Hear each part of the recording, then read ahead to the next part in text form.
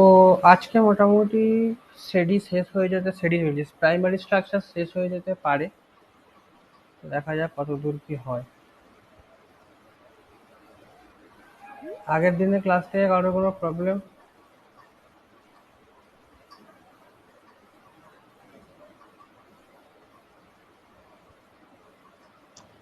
দাদা হ্যালো। হুম হুম হুম হুম, বল। হ্যাঁ, তুমি একটা প্রশ্ন আহ, ভাবতে বলেছিল যে bifurcation is found only in case of web repel, ওটা কেন হয়? আচ্ছা, হ্যাঁ, এইটা কারণ তো বলে দিয়েছিল। কারণ বলা হয়ে গেছিল। হ্যাঁ, এই কোয়ালেস হচ্ছে, এটা তো কারণ বলেছিলাম। এই যে এই ছবিটা, এই যে এই ছবিটা,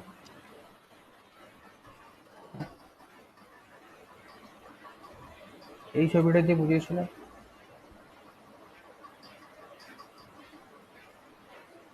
এটা আর কেউ অ্যান্সার দিতে পারবে এটা কেন কেন হচ্ছে? কোশ্চেনটা অ্যান্সার কি, যে বাইফার্কেশন ওয়েব রিপিলই কেন দেখতে পাওয়া যায়, কারেন্টে কেন নয়?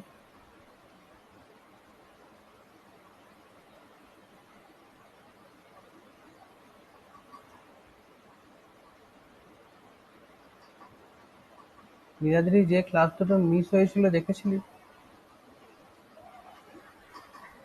দাদা গোটাটা দেখা হয়নি, ওই ইগনিয়াসের পার্টটা দেখছিলাম তো। আচ্ছা, রিনি তো এই ক্লাসটা তুই করেছিলি বোধ হয়, এটা আগের দিনই তো করেছিল।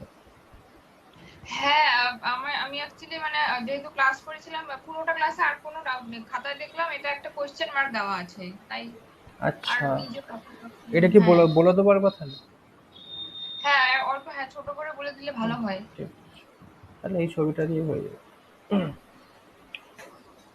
তো ওয়েব রিফিলে বাইফার্কেশন হয় আর কারেন্টে হয় না, তার প্রথম মানে এক লাইনে কারণ হচ্ছে যে ওয়েভের কোনো নির্দিষ্ট ডিরেকশন হয় না। ওয়েভ হচ্ছে মাল্টি ডিরেকশনাল আর টাইড হচ্ছে বাই ডিরেকশনাল।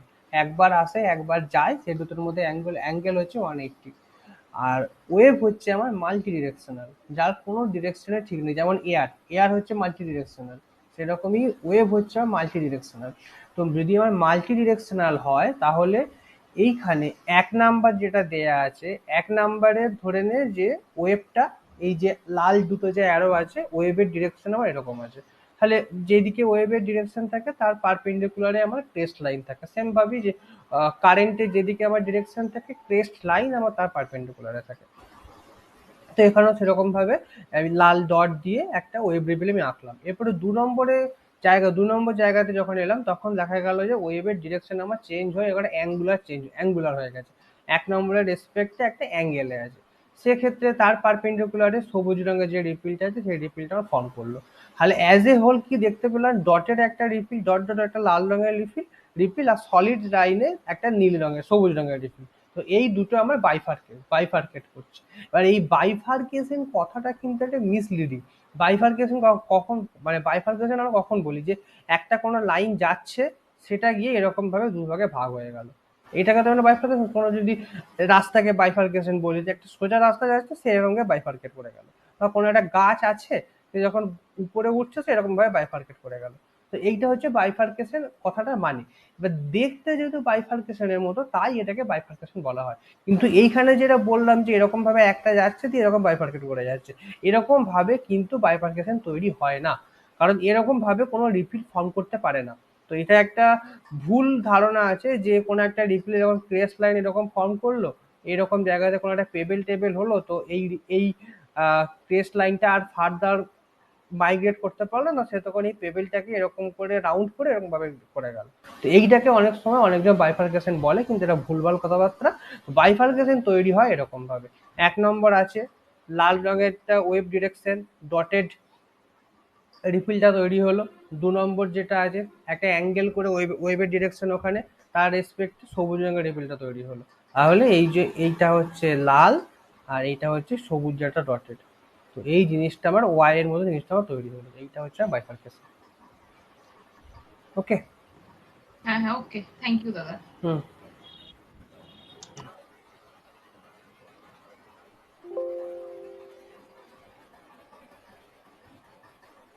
আর কারোর কোনো অসুবিধা?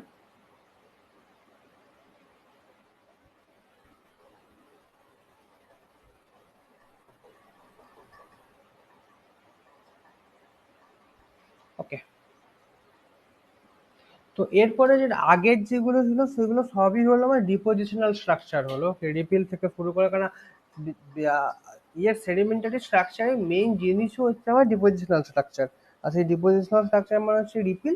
তো রিপিল আমার পুরোপুরি জিনিস পাওয়া যায় না, কারণ যেগুলো ডিফর্মড টেরেন সেখানে রিপিল পাবে, আমি দেখতে পাচ্ছি না রিপিল। তো রিপিলের সিগনেচার হিসাবে কি থাকছে, ক্রস স্ট্রাটা। তো পুরো জিনিসটাই হচ্ছে আমার ডিপোজিশনাল স্ট্রাকচারের মধ্যে পড়ে গেল। এরপরে যেটা আছে সেটা হচ্ছে ইরোশনাল স্ট্রাকচার। ওকে, তো ইরোশনাল স্ট্রাকচারের মধ্যে দু ধরনের ইরোশন হতে পারে। ওকে,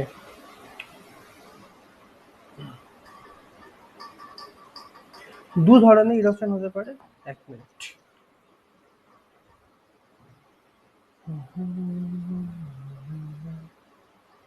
এমসিকিউ সলভ হচ্ছে।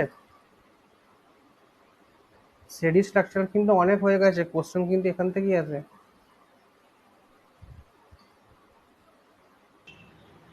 হ্যাঁ দাদা। ওকে,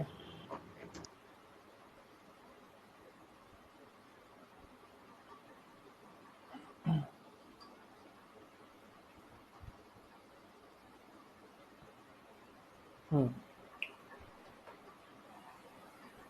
তো সেডিমেন্টারি যেটা স্ট্রাকচারে যেটা ইরোশনাল স্ট্রাকচার হয়, ইরোশনাল স্ট্রাকচারগুলোকে বলা হয়, ইরোশনাল স্ট্রাকচারগুলোকে বলা হয় আমার সোল মার্কস।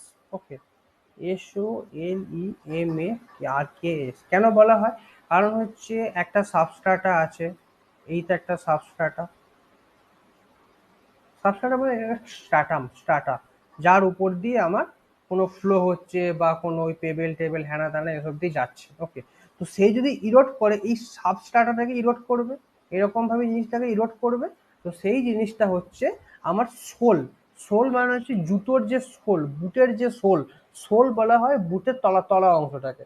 তো সেই জন্য এই যে বেডটা আছে, এই যে স্ট্রাটাটা আছে, এই ইরোশন হয়ে এই স্ট্রাটার তলাতে গিয়ে সে জিনিসটা আমার ফুটে উঠছে। তো কিরকম ভাবে ফুটে উঠছে, তো এইরকম ভাবে যদি আমার ইরোশন হয়, এরপর ধরে নিলাম যে এই বেডটা আমার উল্টে গেছে। তো বেডটা যদি উল্টে যায় তখন আমার কিরকম দেখতে লাগবে, অ্যাকচুয়ালি এইটা আমার টপ, এই তলাটা আমার বটম। ওকে, এবার জিনিসটা আমার উল্টে গেছে, পুরো ওভারটার্ন হয়েছে, 180 পুরো ঘুরে গেছে একদম, মানে টপ আমার বটমে গেছে, বটম আমার টপে গেছে। সেক্ষেত্রে এইটা আমার বটম, এই নিচটা আমার টপ। ওকে, তো জিনিসটা আমার কিরকম দেখতে হবে, যে এখানে তাহলে ইরোশন হয়েছে, বা ইরোশন হলে কোনো জায়গায় তো ভয়েড স্পেস পড়ে থাকতে পারে না, এখানে আবার সেডিমেন্ট ডিপোজিট হয়েছে, এই গর্তটার মধ্যে সেডিমেন্ট ডিপোজিট হয়েছে। তো সেডিমেন্ট ডিপোজিট হয়ে হয়ে এরকম হাম্পের মতো জিনিসগুলো দেখতে লাগবে। ওকে, এরকম হাম্পের মতো জিনিসগুলো দেখতে লাগবে। তো এই জিনিসটা কি আমার বলা হয় শোল মার্কস। শোল মার্কস মানে হচ্ছে যে এইটা এইটা হলো আমার শোল মার্ক, এটা শোল মার্কস বলা হয় না, এটাকে শোল কাস্ট বলা হয়। মার্কস আর কাস্টের মধ্যে ডিফারেন্স বলছি। তো মেইন জিনিস যেটা হচ্ছে যে বেডের, বেডে মানে অন দ্য বেড যে ইরোশন গুলো হচ্ছে, যে মার্কিং গুলো হচ্ছে, সেগুলোকে বলা হয় সোল মার্কস। সোল মার্কস মানে একটা গর্ত, ডিপ্রেশন, কারণ সেখান থেকে ইরোশন হয়ে সেডিমেন্ট বেরিয়ে চলে গেছে, সেটা বহু ধরনের ভাবে ইরোশন হতে পারে, সেই টাইপস গুলো আমি বলবো এখন।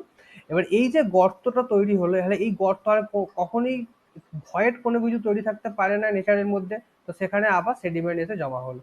তো এই যে সেডিমেন্ট এসে জমা হলো, তাহলে সেইটা বেডের বটমে, মানে যে প্লেনটাতে আমার ইরোশন হলো তার ঠিক তার ঠিক 180 অ্যাপার্টে যে প্লেনটা আছে, একটা তো সাবস্ট্রাটার দুখানা প্লেন থাকে, একটা সাবস্ট্রাটার দুখানা প্লেন থাকে, এই একটা প্লেন আছে, আর ঠিক এর 180 অ্যাপার্টে এখানে এখানে এর একটা প্লেন আছে।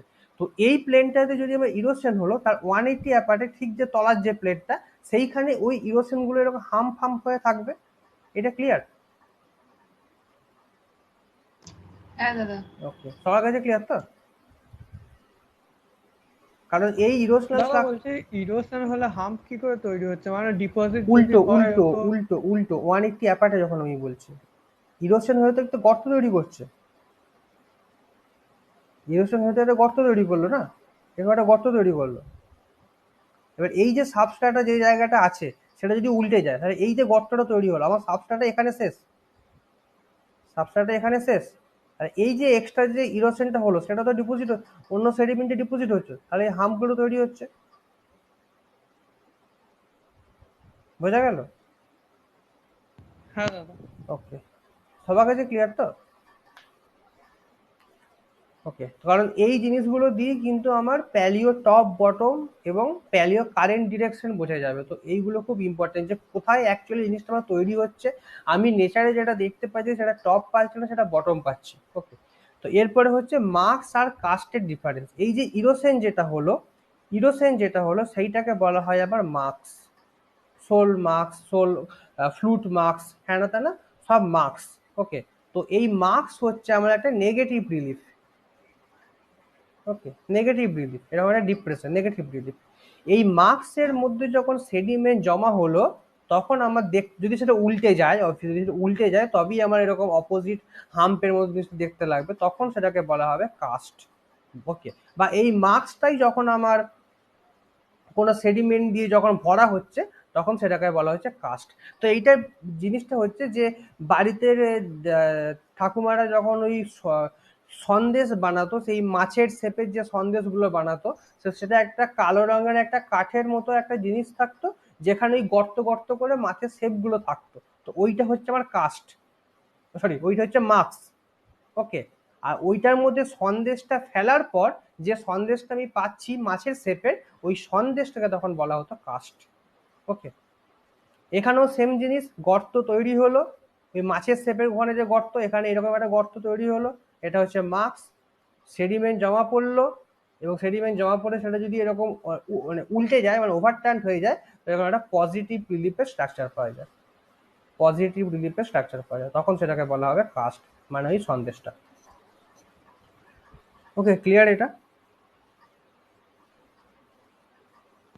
হ্যাঁ দাদা। ওকে, তাহলে সোল মার্কস হলো, সোল কাস্ট হলো, হ্যাঁ নেগেটিভ পজিটিভ রিলিফ হলো। ওকে, যেখানে প্রবলেম হবে আগে আটকাবি কিন্তু, মানে এইগুলো প্রচন্ড কনসেপচুয়াল, আর এখান থেকে 1 নম্বরের কোশ্চেন আছে। এরপরে হচ্ছে তাহলে সোল মার্কস গুলো কিভাবে তৈরি হয়, যে সোল মার্কস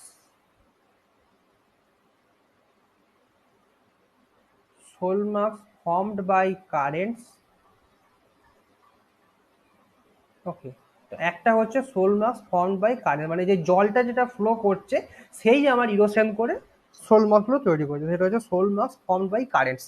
তো এইটাতে যে স্ট্রাকচারগুলো তৈরি হয় সেগুলোর কিছু নাম। প্রথমটা হচ্ছে obstacle marks, OBSTACLE, obstacle marks. এইটা কি বলা হয়, কারেন্ট ক্রেসেন্ট, CRESCENTS, কারেন্ট ক্রেসেন্টস। আর হচ্ছে flute marks, floats flute marks বা কাস্ট, যদি আমার সেডিমেন্ট জমা হয়ে যায় সেটা আমার কাস্ট হয়ে যাবে। তারপর হচ্ছে লঙ্গিচুডিনাল স্কাওয়ার্স, লঙ্গিচুডিনাল স্কাওয়ার্স। আর হচ্ছে গাটার, GUTTER, গাটার মার্কস বা গাটার কাস্ট, যাই হোক। আর 2 নম্বর হচ্ছে বাই টুল মার্কস, টুলস। তো এই টুলস মানে হচ্ছে কোনো পেবেল, কোনো বড় সড়ো পাথর, গাছের কোনো ডাল, বা বায়োজেনিক কোনো স্ট্রাকচার, মানে বাইভালভের সেল, হ্যাঁ না তা না, যাই কিছু জলের মধ্যে থাকতে পারে, যেগুলো জলের মধ্যে এক্সিস্টেন্স পসিবল, সেই রকম জিনিসগুলো যখন ওই সাবস্ট্রাটাতে ইরোশন করবে, তখন সেটাকে বলা হয় বাই টুলস। তো কি কি পড়ে, যে সেল, ওটা বাইভালভ হতে পারে, গ্যাস্ট্রোপোড হতে পারে, যে কারোর সেল, টুইগস মানে ওই গাছের ডালপালা, ট্রাঙ্কস বড় গুড়ি যদি হয়, পেবেল কংগ্লোমারেট, এইসব, এইগুলো যে টুলসের মধ্যে পড়ে। তো এইগুলোর দিয়ে হচ্ছে মানে নাম কিছু হচ্ছে গ্রুপ মার্কস হচ্ছে কন্টিনিউয়াস, তারপরে হচ্ছে চেভরন মার্কস, CHEVRON, চেভরন মার্কসও কন্টিনিউয়াস। তারপরে হচ্ছে প্রড বাউন্স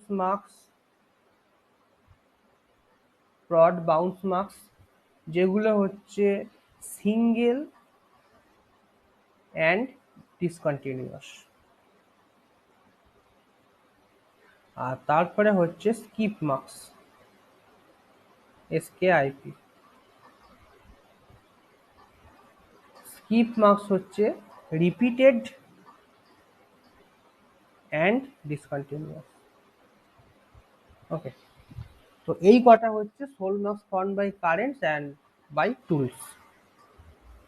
দাদা বাই টুলস এর সেকেন্ড আগে বলে দাও তো। Chevron, CHEVRON, CHEVRON। দাদা লাস্টেরটা কি লিখলা? আচ্ছা, স্কিপ মার্কস, SKIP, না, skip marks, repeated and repeated and discontinuous, repeated and discontinuous। Okay,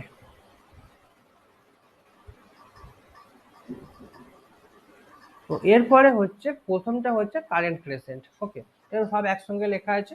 তো কারেন্ট ক্রেসেন্ট কিভাবে তৈরি হয়? ওকে, কারেন্ট ক্রেসেন্ট তৈরি হয় হচ্ছে আমার সাবস্ট্রাটার উপরে তৈরি হয়। এটা আমার কি বলে, কারেন্ট মার্কস, কারেন্ট দিয়ে তৈরি হচ্ছে, মানে sole marks form by currents, তার আন্ডারে এটা আমার আসে। ওকে, তার আন্ডারে এটা আমার আসে। তো জিনিসটা আমার কিরকম তৈরি হয়, এই একটা কালো রঙের যেটা বেরিয়ার পেবেল লেখা আছে, ওকে, বেরিয়ার পেবেল, কারেন্ট ডিরেকশন আমার ডান দিক থেকে বাঁ দিকে দেখানো আছে কারেন্ট ডিরেকশন। এই যে পেবেলটা আছে, এই পেবেলটা আমার এই কারেন্ট ডিরেকশনের ফ্লোটাকে হিন্ড্রান্স দেবে, বাধা দেবে। তো যদি আমার বাধা দেয়, তাহলে এই যে জোনটা, এই জোনটা আমার কি বলে, এই জোনটা আমার তখন এক্সক্যাভেশন, বা এই জোনটা আমার ইরোশনাল জোন হচ্ছে। তো এখান থেকে জিনিসপত্র ইরোড করে সে এইরকম দুভাগে বাইফার্কেট করে এইরকম জায়গাতে আমার ডিপোজিশন করছে। এই যে ডট ডট যে জায়গাগুলো দেখাচ্ছে, এটা হচ্ছে জোন অফ ফার্স্ট ডিপোজিশন। এরকম জিনিসটা তৈরি করলো। তাহলে পুরো জিনিসটা আমার কেমন দেখতে লাগবে, এইরকম একটা পেবেল মার্কস, তার চারিদিকে এরকম একটা জিনিস। ওকে, এইটা হচ্ছে আমার কারেন্ট ক্রিয়েশন। কারেন্ট ক্রিয়েশন তৈরি হয় আমার দাদা টপ। হ্যাঁ, শুনতে পেলাম না। আরেকবারই পুরোটা?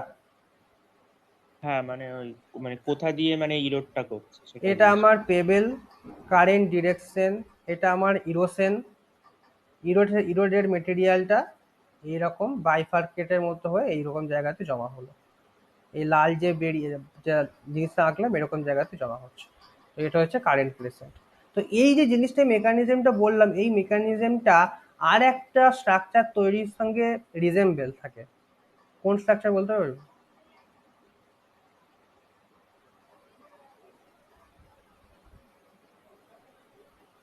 ওখানেও কিন্তু সেম জিনিসভাবে তৈরি হয়, কিন্তু মেকানিজমটা মোর লেস সেম। মানে এইটাও কথা বললে ওটা মনে পড়া উচিত। কোন জিনিসটা? হ্যাঁ, অ্যান্টিডিউন। অ্যান্টিডিউন? কিভাবে অ্যান্টিডিউনের সঙ্গে পেবেলের কি সম্পর্ক? ও না না না। অ্যান্টিডিউন তো পুরো আলাদা জিনিস। এরকম তৈরি হবে, এখান থেকে ইরোড করে এরকম জায়গাতে ফেলবে, এটা আবার অ্যান্টিডিউন। অ্যান্টিডিউনের কস্টাটা তৈরি কারেন্ট হয়। রিপেল। Current repeal? না, রিপিল হবেই না। এটা কারেন্ট ক্রিয়েশন আমার একটা টপ সারফেসের গল্প হচ্ছে। একটা সাবস্ট্রাটা আছে, তার উপরে টপ সারফেসের গল্প হচ্ছে। রিপিল আমার সবসময়, রিপিল তৈরি হয়েছে সে কস্টাটা তৈরি হয়েছে, কস্টাটার গল্প হয়ে যাচ্ছে। প্যালিও ইন্ডিকেটর একটা আছে, আমার মনে পড়ছে, প্যালিও কারেন্ট ইন্ডিকেটর একটা।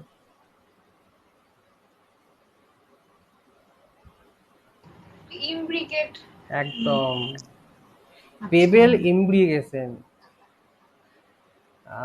এইটা মনে পড়তে এতক্ষণ টাইম লাগলো। তো যাই হোক, এটা হচ্ছে পেবেল ইমব্রিকেশনের সঙ্গে আমার জিনিসটা অনেকটা মোরলেস সেম। তো এই যে এই কারেন্ট ক্রেসেন্টের মধ্যেও কিন্তু পেবেল ইমব্রিকেশন হতে পারে, জেনারেলি হয় না।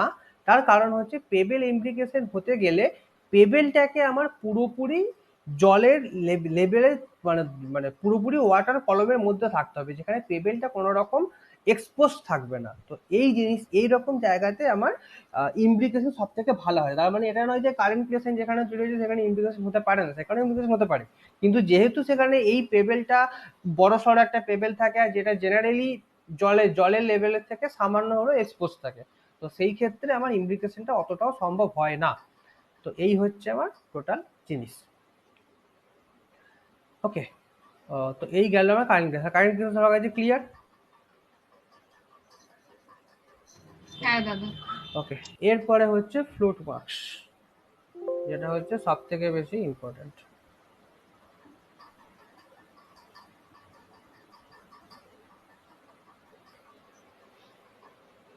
ফ্লুট মার্কসের একটা ছবি চাই, এই ছবিটা পরে দেখাবো।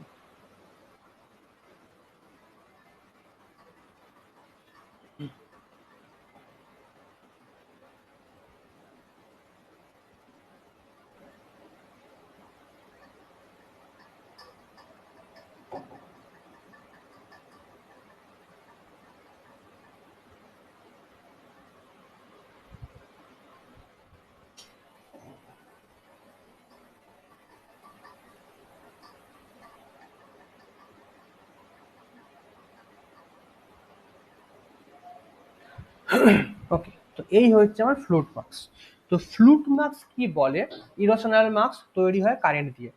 ওকে, তো ফ্লুইড মার্কসের জিনিসটা হচ্ছে এখানে একটা জিনিস বলবো, এই ফ্লুইড মার্কসের মেকানিজমের সঙ্গেও কিন্তু আর একটা মেকানিজম রিলেটেড। ওকে, তো ফ্লুইড মার্কসের গল্পটা কি, একটা সাবস্ট্রাটা আছে, আমি আর 3D আঁকছি না, একটা সাবস্ট্রাটা আছে, এরকম কোনো একটা জায়গাতে আমার অবস্ট্রাকশন হয়েছে, তো অবস্ট্রাকশন হওয়ার পর সে আমার ইরোশন করছে, এরকম ভাবে সে আমার ইরোশন করছে। ওকে, তো ইরোশন করে আমার এরকম একটা জিনিস তৈরি করলো, এরপর এখানে আমার সেডিমেন্ট জমা হলো। ওকে, সেডিমেন্ট জমা হলো এবং ইভেনচুয়ালি যে সিকোয়েন্সটা মানে উল্টে গেল, এটা আমার টপ, এটা আমার বটম, সিকোয়েন্স আমার উল্টে গেল। সিকোয়েন্স তাহলে উল্টে গেলে কিরকম দেখতে হবে, এইরকম, এইটা আমার বটম, এইটা আমার টপ, এইটা আমার ফ্লো ডিরেকশন। কে কে বুঝতে পারলি, কে কে বুঝতে পারলি না?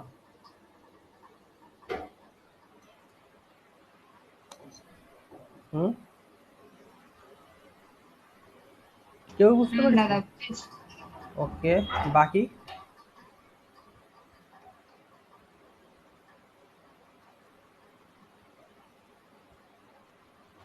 নীলাদ্রি? ওকে, নীলাদ্রি, হ্যাঁ দাদা বুঝেছি। গুড। সোনক, চারজনই আছিস? হ্যাঁ দাদা। ওকে, ওকে, গুড। তো এই তাহলে এরপরে আমি তাহলে এবার হচ্ছে যে কোশ্চেন, এই যে মেকানিজমটা দেখালাম, এই মেকানিজমটা আর একটা মেকানিজমের সঙ্গে রিজেম্বল, কার সঙ্গে? অ্যান্টিডিউন। হ্যাঁ, ওকে, মানে এই রিজেম্বল গুলো কিন্তু কোনো ইন্টারভিউতে বলিস না যে ফ্লুইড মার্কসের মেকানিজম অ্যান্টিডিউনের সঙ্গে রিজেম্বল সেম থাকে, তাহলে কিন্তু সঙ্গে সঙ্গে খাদ্রে বার করে দেবে। ওকে, তো এটা আমি কেন বললাম যে এই যে মানে এই যে যখন আমি এই জিনিসটা আঁকছি, যে এরকম একটা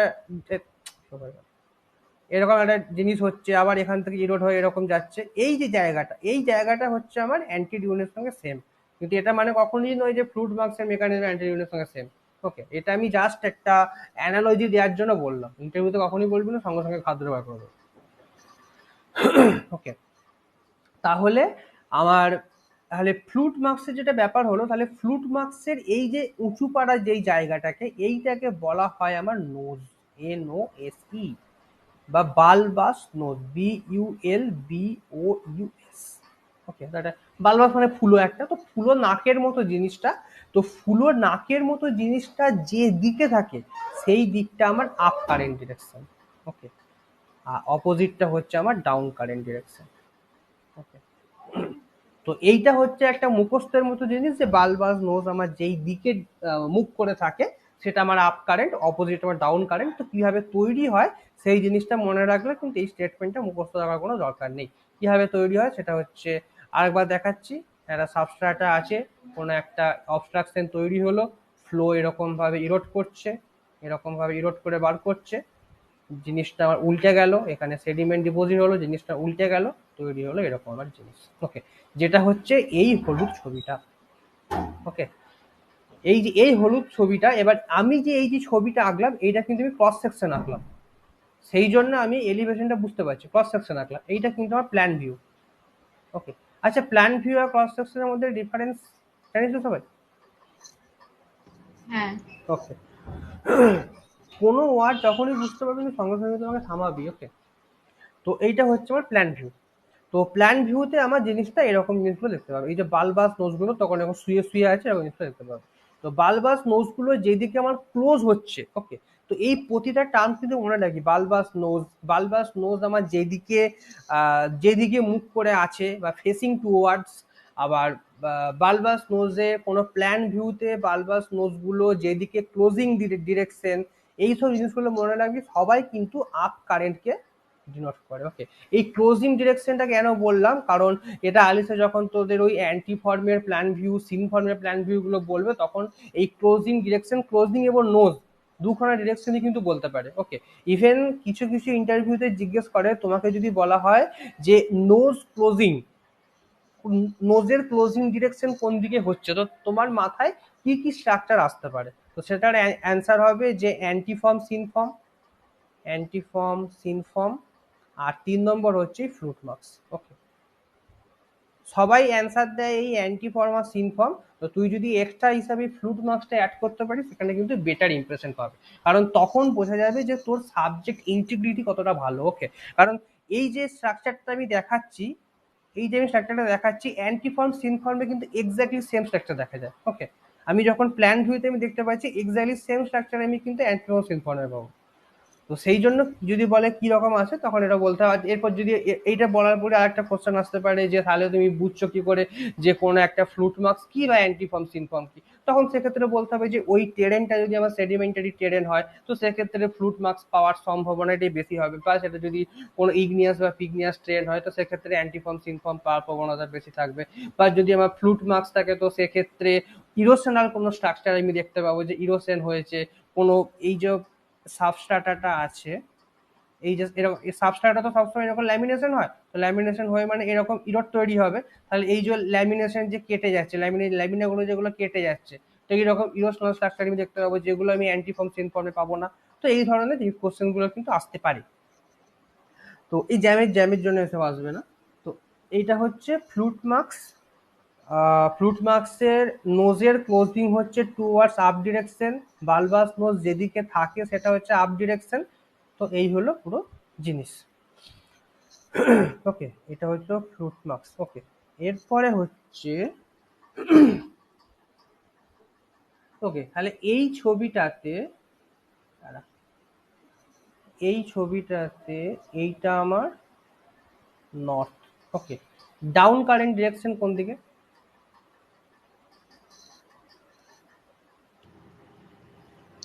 ইস্টের দিকে।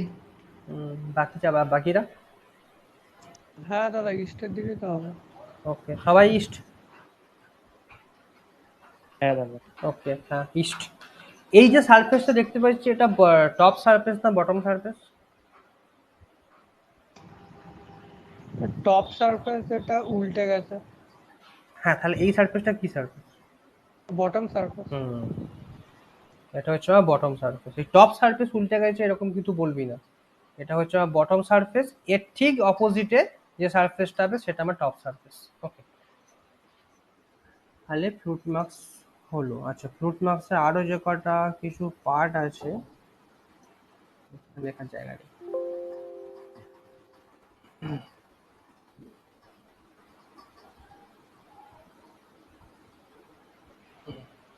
ফ্লুট মার্কস পাওয়া যায় হচ্ছে আমার মাডি সাবস্ট্রেটে।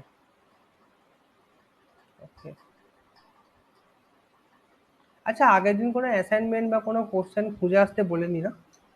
আমার মনে পড়ছে না। না, ছিল না। আচ্ছা, ওকে।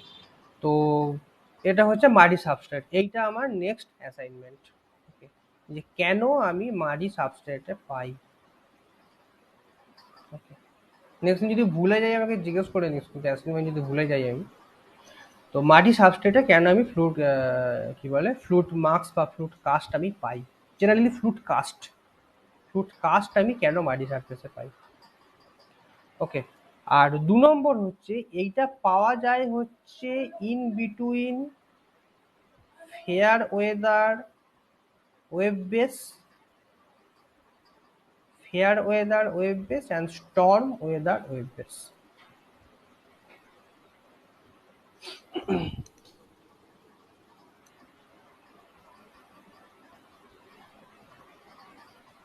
Fair weather wave base and storm weather wave base এর মধ্যে পাওয়া যায়। তো এর মধ্যে পাওয়া যায় তার কারণটা হচ্ছে যে, না এই কারণটাও 1 নম্বরের সঙ্গে রিলেটেড, তো এই কারণটা বলা যাবে না। ওকে, তো এই 2 নম্বরটা একটা হিন্টস হিসাবে দিতে পারিস একের কোশ্চেনে, আর 3 নম্বরটাও হিন্টস। 3 নম্বরটা খুব বড় হিন্টস, যে কম্পিটেন্সি ডিফারেন্স খুব বেশি লাগবে, competency difference is much. Okay, competency difference কাদের মধ্যে? এই যে সাবস্ট্রাটাটা আর যে সেডিমেন্টটা আমার এর উপরে পড়ছে, এই দুটোর মধ্যে আমার কম্পিটেন্সি ডিফারেন্সটা খুব বেশি লাগবে। ওকে, তো 1 নাম্বার কোশ্চেন, একটা হচ্ছে 1 নম্বর পয়েন্টটা কোশ্চেন, আর 2-3 হচ্ছে তার হিন্টস। ওকে,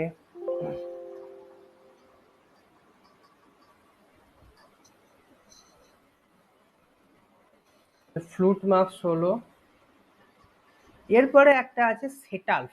ওকে, সেটালফ দেখ, ফ্লুটকে যদি আমি উল্টে দিই, ফ্লুট FLUTES, এটাকে যদি উল্টে দিই তাহলেই কিন্তু আমার সেটালফ আসে। ওকে, তো এই জিনিসটা হচ্ছে যে ফ্লুট মার্কসের মতোই দেখতে কিন্তু অপোজিট। মানে পুরো ফ্লুট মার্কস হচ্ছে আমার যে ডিপ্রেশন হচ্ছে, তলার দিকে আমার যে ডিপ্রেশন হচ্ছে, তো সেইটা হচ্ছে আমার ফ্লুট মার্কস।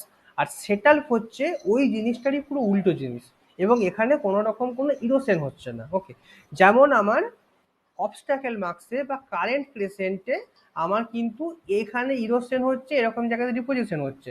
ফ্লুট মার্কসেও কিন্তু সেম জিনিস, ফ্লুট মার্কসও সেম জিনিস, যে আমার একবার ইরোশন হচ্ছে তারপর সেটা ডিপোজিশন হচ্ছে। কিন্তু সেটালফে আমার কোনো রকম কোনো ইরোশন হয় না। তো সেটালফে আমার কিরকম তৈরি হয়, সেটালফে আমার তৈরি হচ্ছে এরকম একটা কোনো আছে, অবস্টাকেল মার্কস আছে, তো সেই অবস্টাকেল মার্কসটার উপর দিয়ে আমার এইরকম একটা স্ট্রাকচার তৈরি করে যায়। ওকে, অবস্টাকেল মার্কসটা তৈরি হলো, এইরকম জায়গাতে কোনো ইরোশন হয় না, যেটা আমার কারেন্ট ক্রেসেন্টটা হয়। যে সেডিমেন্টটা এলো সেই সেডিমেন্টটা আমার জাস্ট ওই যে পেবেলটা আছে সেই পেবেলটাকে উপর দিয়ে করে, এটা কিন্তু ক্রস সেকশন। ওকে, ইয়ে নয় কিন্তু, প্লেন ভিউ নয় কিন্তু। তো তার মানে বোঝা যাচ্ছে একটা এলিভেশন আছে একটা, তো সেই উপর দিয়ে এটাকে আমার এরকম ভাবে র্যাপ করে আমার জিনিসটা তৈরি হয়। এইটাকে বলা হয় আমার সেটালফ। এটা খুব রিসেন্ট আবিষ্কার। ওকে, এই জিনিসটা খুব রিসেন্ট, এইটা আবিষ্কার হচ্ছে আমাদের যাদবপুরের সুবীর সরকার স্যারের, SS স্যার। ওকে, তো এটা হচ্ছে SS স্যারের আমাদের আবিষ্কার। এই জিনিসটা হচ্ছে সেটালফ, আর এই জিনিসটা খুব কম জায়গাতে পাওয়া যায়। মানে এই জিনিসটা পেতে গেলে খুব টিপিক্যাল কিছু কন্ডিশন লাগে, যেটা আমি খুব একটা জানি না। তবে ওই এওলিয়ান জাতীয় এবং এওলিয়ান সাবস্ট্রাটাটাকে হালকা ড্যাম্প হতে হবে, মানে ওয়েট হতে হবে। তো এরকম একটা মিক্সচার কন্ডিশন লাগে, যে কন্ডিশনটা খুবই রেয়ার নেচারে হয়, তো সেটা সেটালফ পাওয়াও খুব রেয়ার। তো সেটালফে যেটা মনে রাখা হয়েছে, ফ্লুটের ঠিক অপোজিট, আর এখানে কোনো ইরোশন হয় না। ওকে, এরপরে হচ্ছে লঙ্গিচুডিনাল স্কাওয়ার। লঙ্গিচুডিনাল স্কাওয়ার আমি আগেই বলেছি যে পার্টিং। দাদা, হুম, সেটাটা কি ইন্ডিকেট করে? কি ইন্ডিকেট? বটম? আচ্ছা, সেটা সেটা একটা টপ, সেটা টপ। ওকে, আচ্ছা, এখানে যেটা পাচ্ছি এটা টপ সারফেস, এখানে উল্টানো ফুলটানো কোনো কেস নেই, এটা পুরোপুরি টপ সারফেসের গল্প। ওকে, এরপরে যেটা হচ্ছে সেটা লঙ্গিচুডিনাল স্কাওয়ার। এটা আগেই বলেছি, পার্টিং লিনিয়েশন আপার ফ্লোরিজিমের বেড পড়ানোর সময়, এটা আর বলবো না। এরপরে হচ্ছে গাটার মার্কস। ওকে, তো এই গাটার মার্কস কিভাবে তৈরি হয়? গাটার মার্কস আমার তৈরি হচ্ছে কারেন্টের ইয়ের জন্য, কারেন্ট মানে sole marks form by currents. তো গাটার মার্কস মানে একটা চ্যানেল মার্কস। ওকে, চ্যানেল মানে একটা এরকম একটা সাবস্ট্রাটা আছে, এরকম একটা সাবস্ট্রাটা আছে, সাবস্ট্রাটা আছে, তো এরকম একটা চ্যানেল ফর্ম করে গেল। ওকে, এরকম একটা চ্যানেল ফর্ম করে গেল। এই যে যে চ্যানেলটা এখানে দেখা যাচ্ছে উল্টো হবে, সেই চ্যানেলটা উল্টে গেছে। অ্যাকচুয়ালি এটা আমার টপ, এটা আমার বটম। তো এইটা হচ্ছে আমার channel marks, sorry gutter marks. Okay, একটা চ্যানেলের মতো করে এরকম ভাবে কেটে বেরিয়ে যাবে, যে ইয়েটাই কাটবে, আমার কারেন্টই কাটবে। এটা হচ্ছে আমার গাটার মার্কস। ওকে,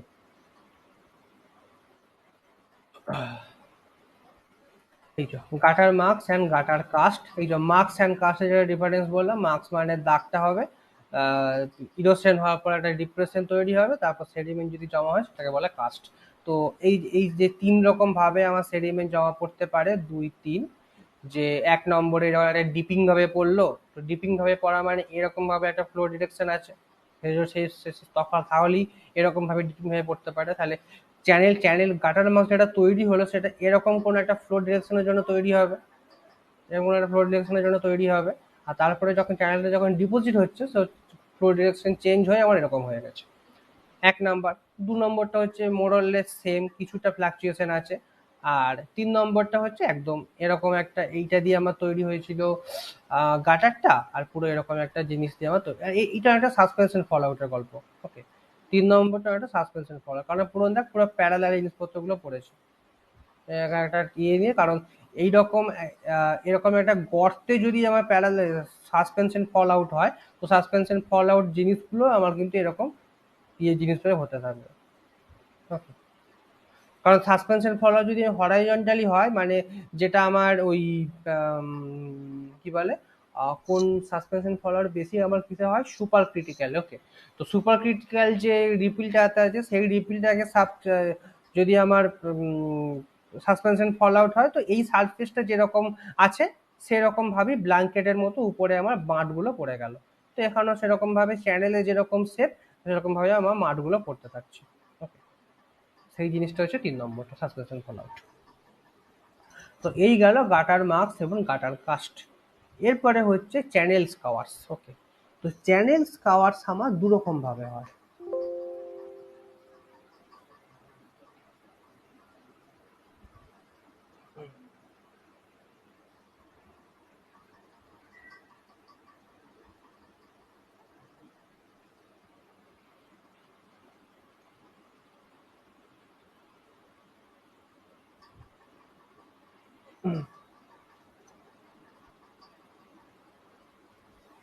ওকে, তো দু রকম ভাবে আমার তৈরি হবে, সেটা আমি এবার এখানে দেখাবো।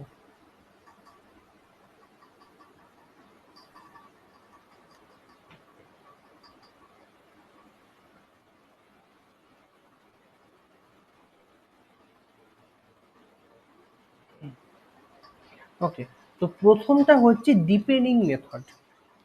ওকে, প্রথমটা হচ্ছে ডিপেনিং মেথড,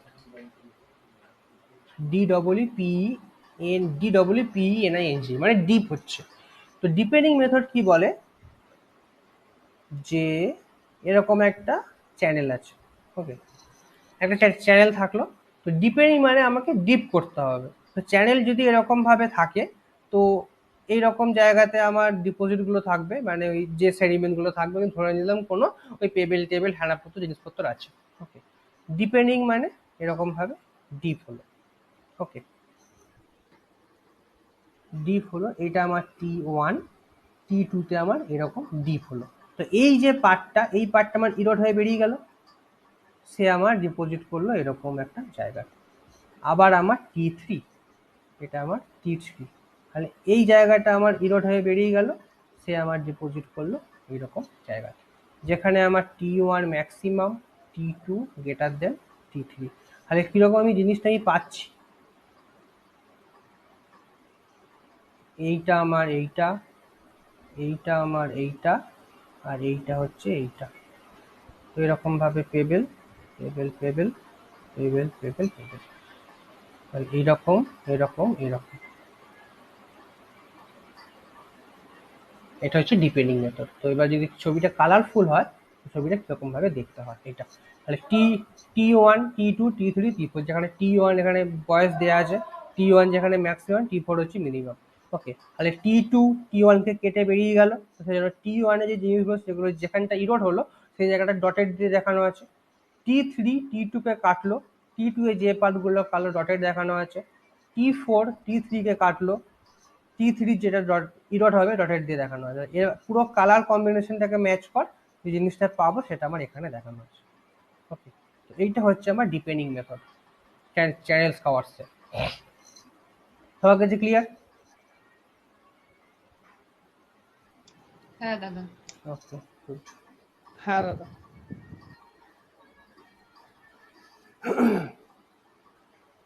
না হলেই কিন্তু বলবি। ওকে, এরপরে নেক্সট হচ্ছে ল্যাটারাল মুভমেন্ট। আগে আমি বোঝাবো, তারপর আমি ছবি দেখাবো। ওকে, ল্যাটারাল মুভমেন্টে কি বলা হয়, এটা আমার একটা চ্যানেল আছে। ওকে, চ্যানেলটা বেশি স্টিপ হয়ে গেল। চ্যানেল আছে, এরকম জায়গাতে আমার জিনিসপত্র জমা হয়েছে, জায়গাতে আমার জিনিসপত্র হলো। তো এরপরে হচ্ছে ছবিটা আমার খারাপ হয়ে গেল ছবিটা। ওকে, তো এইটা আমার T1। এরপরে জিনিসটা আমার ল্যাটারালি মুভ করছে, এই দিকে আমার মুভ করছে, এটা আমার T2। ছবিটা একটা এখানে ঘিঞ্জি হয়ে যাচ্ছে।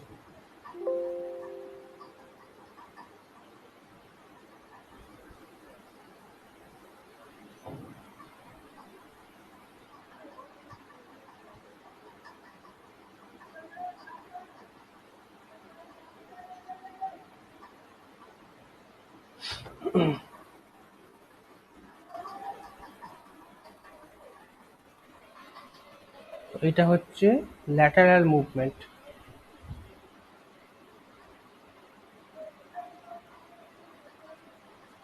ল্যাটারাল মুভমেন্ট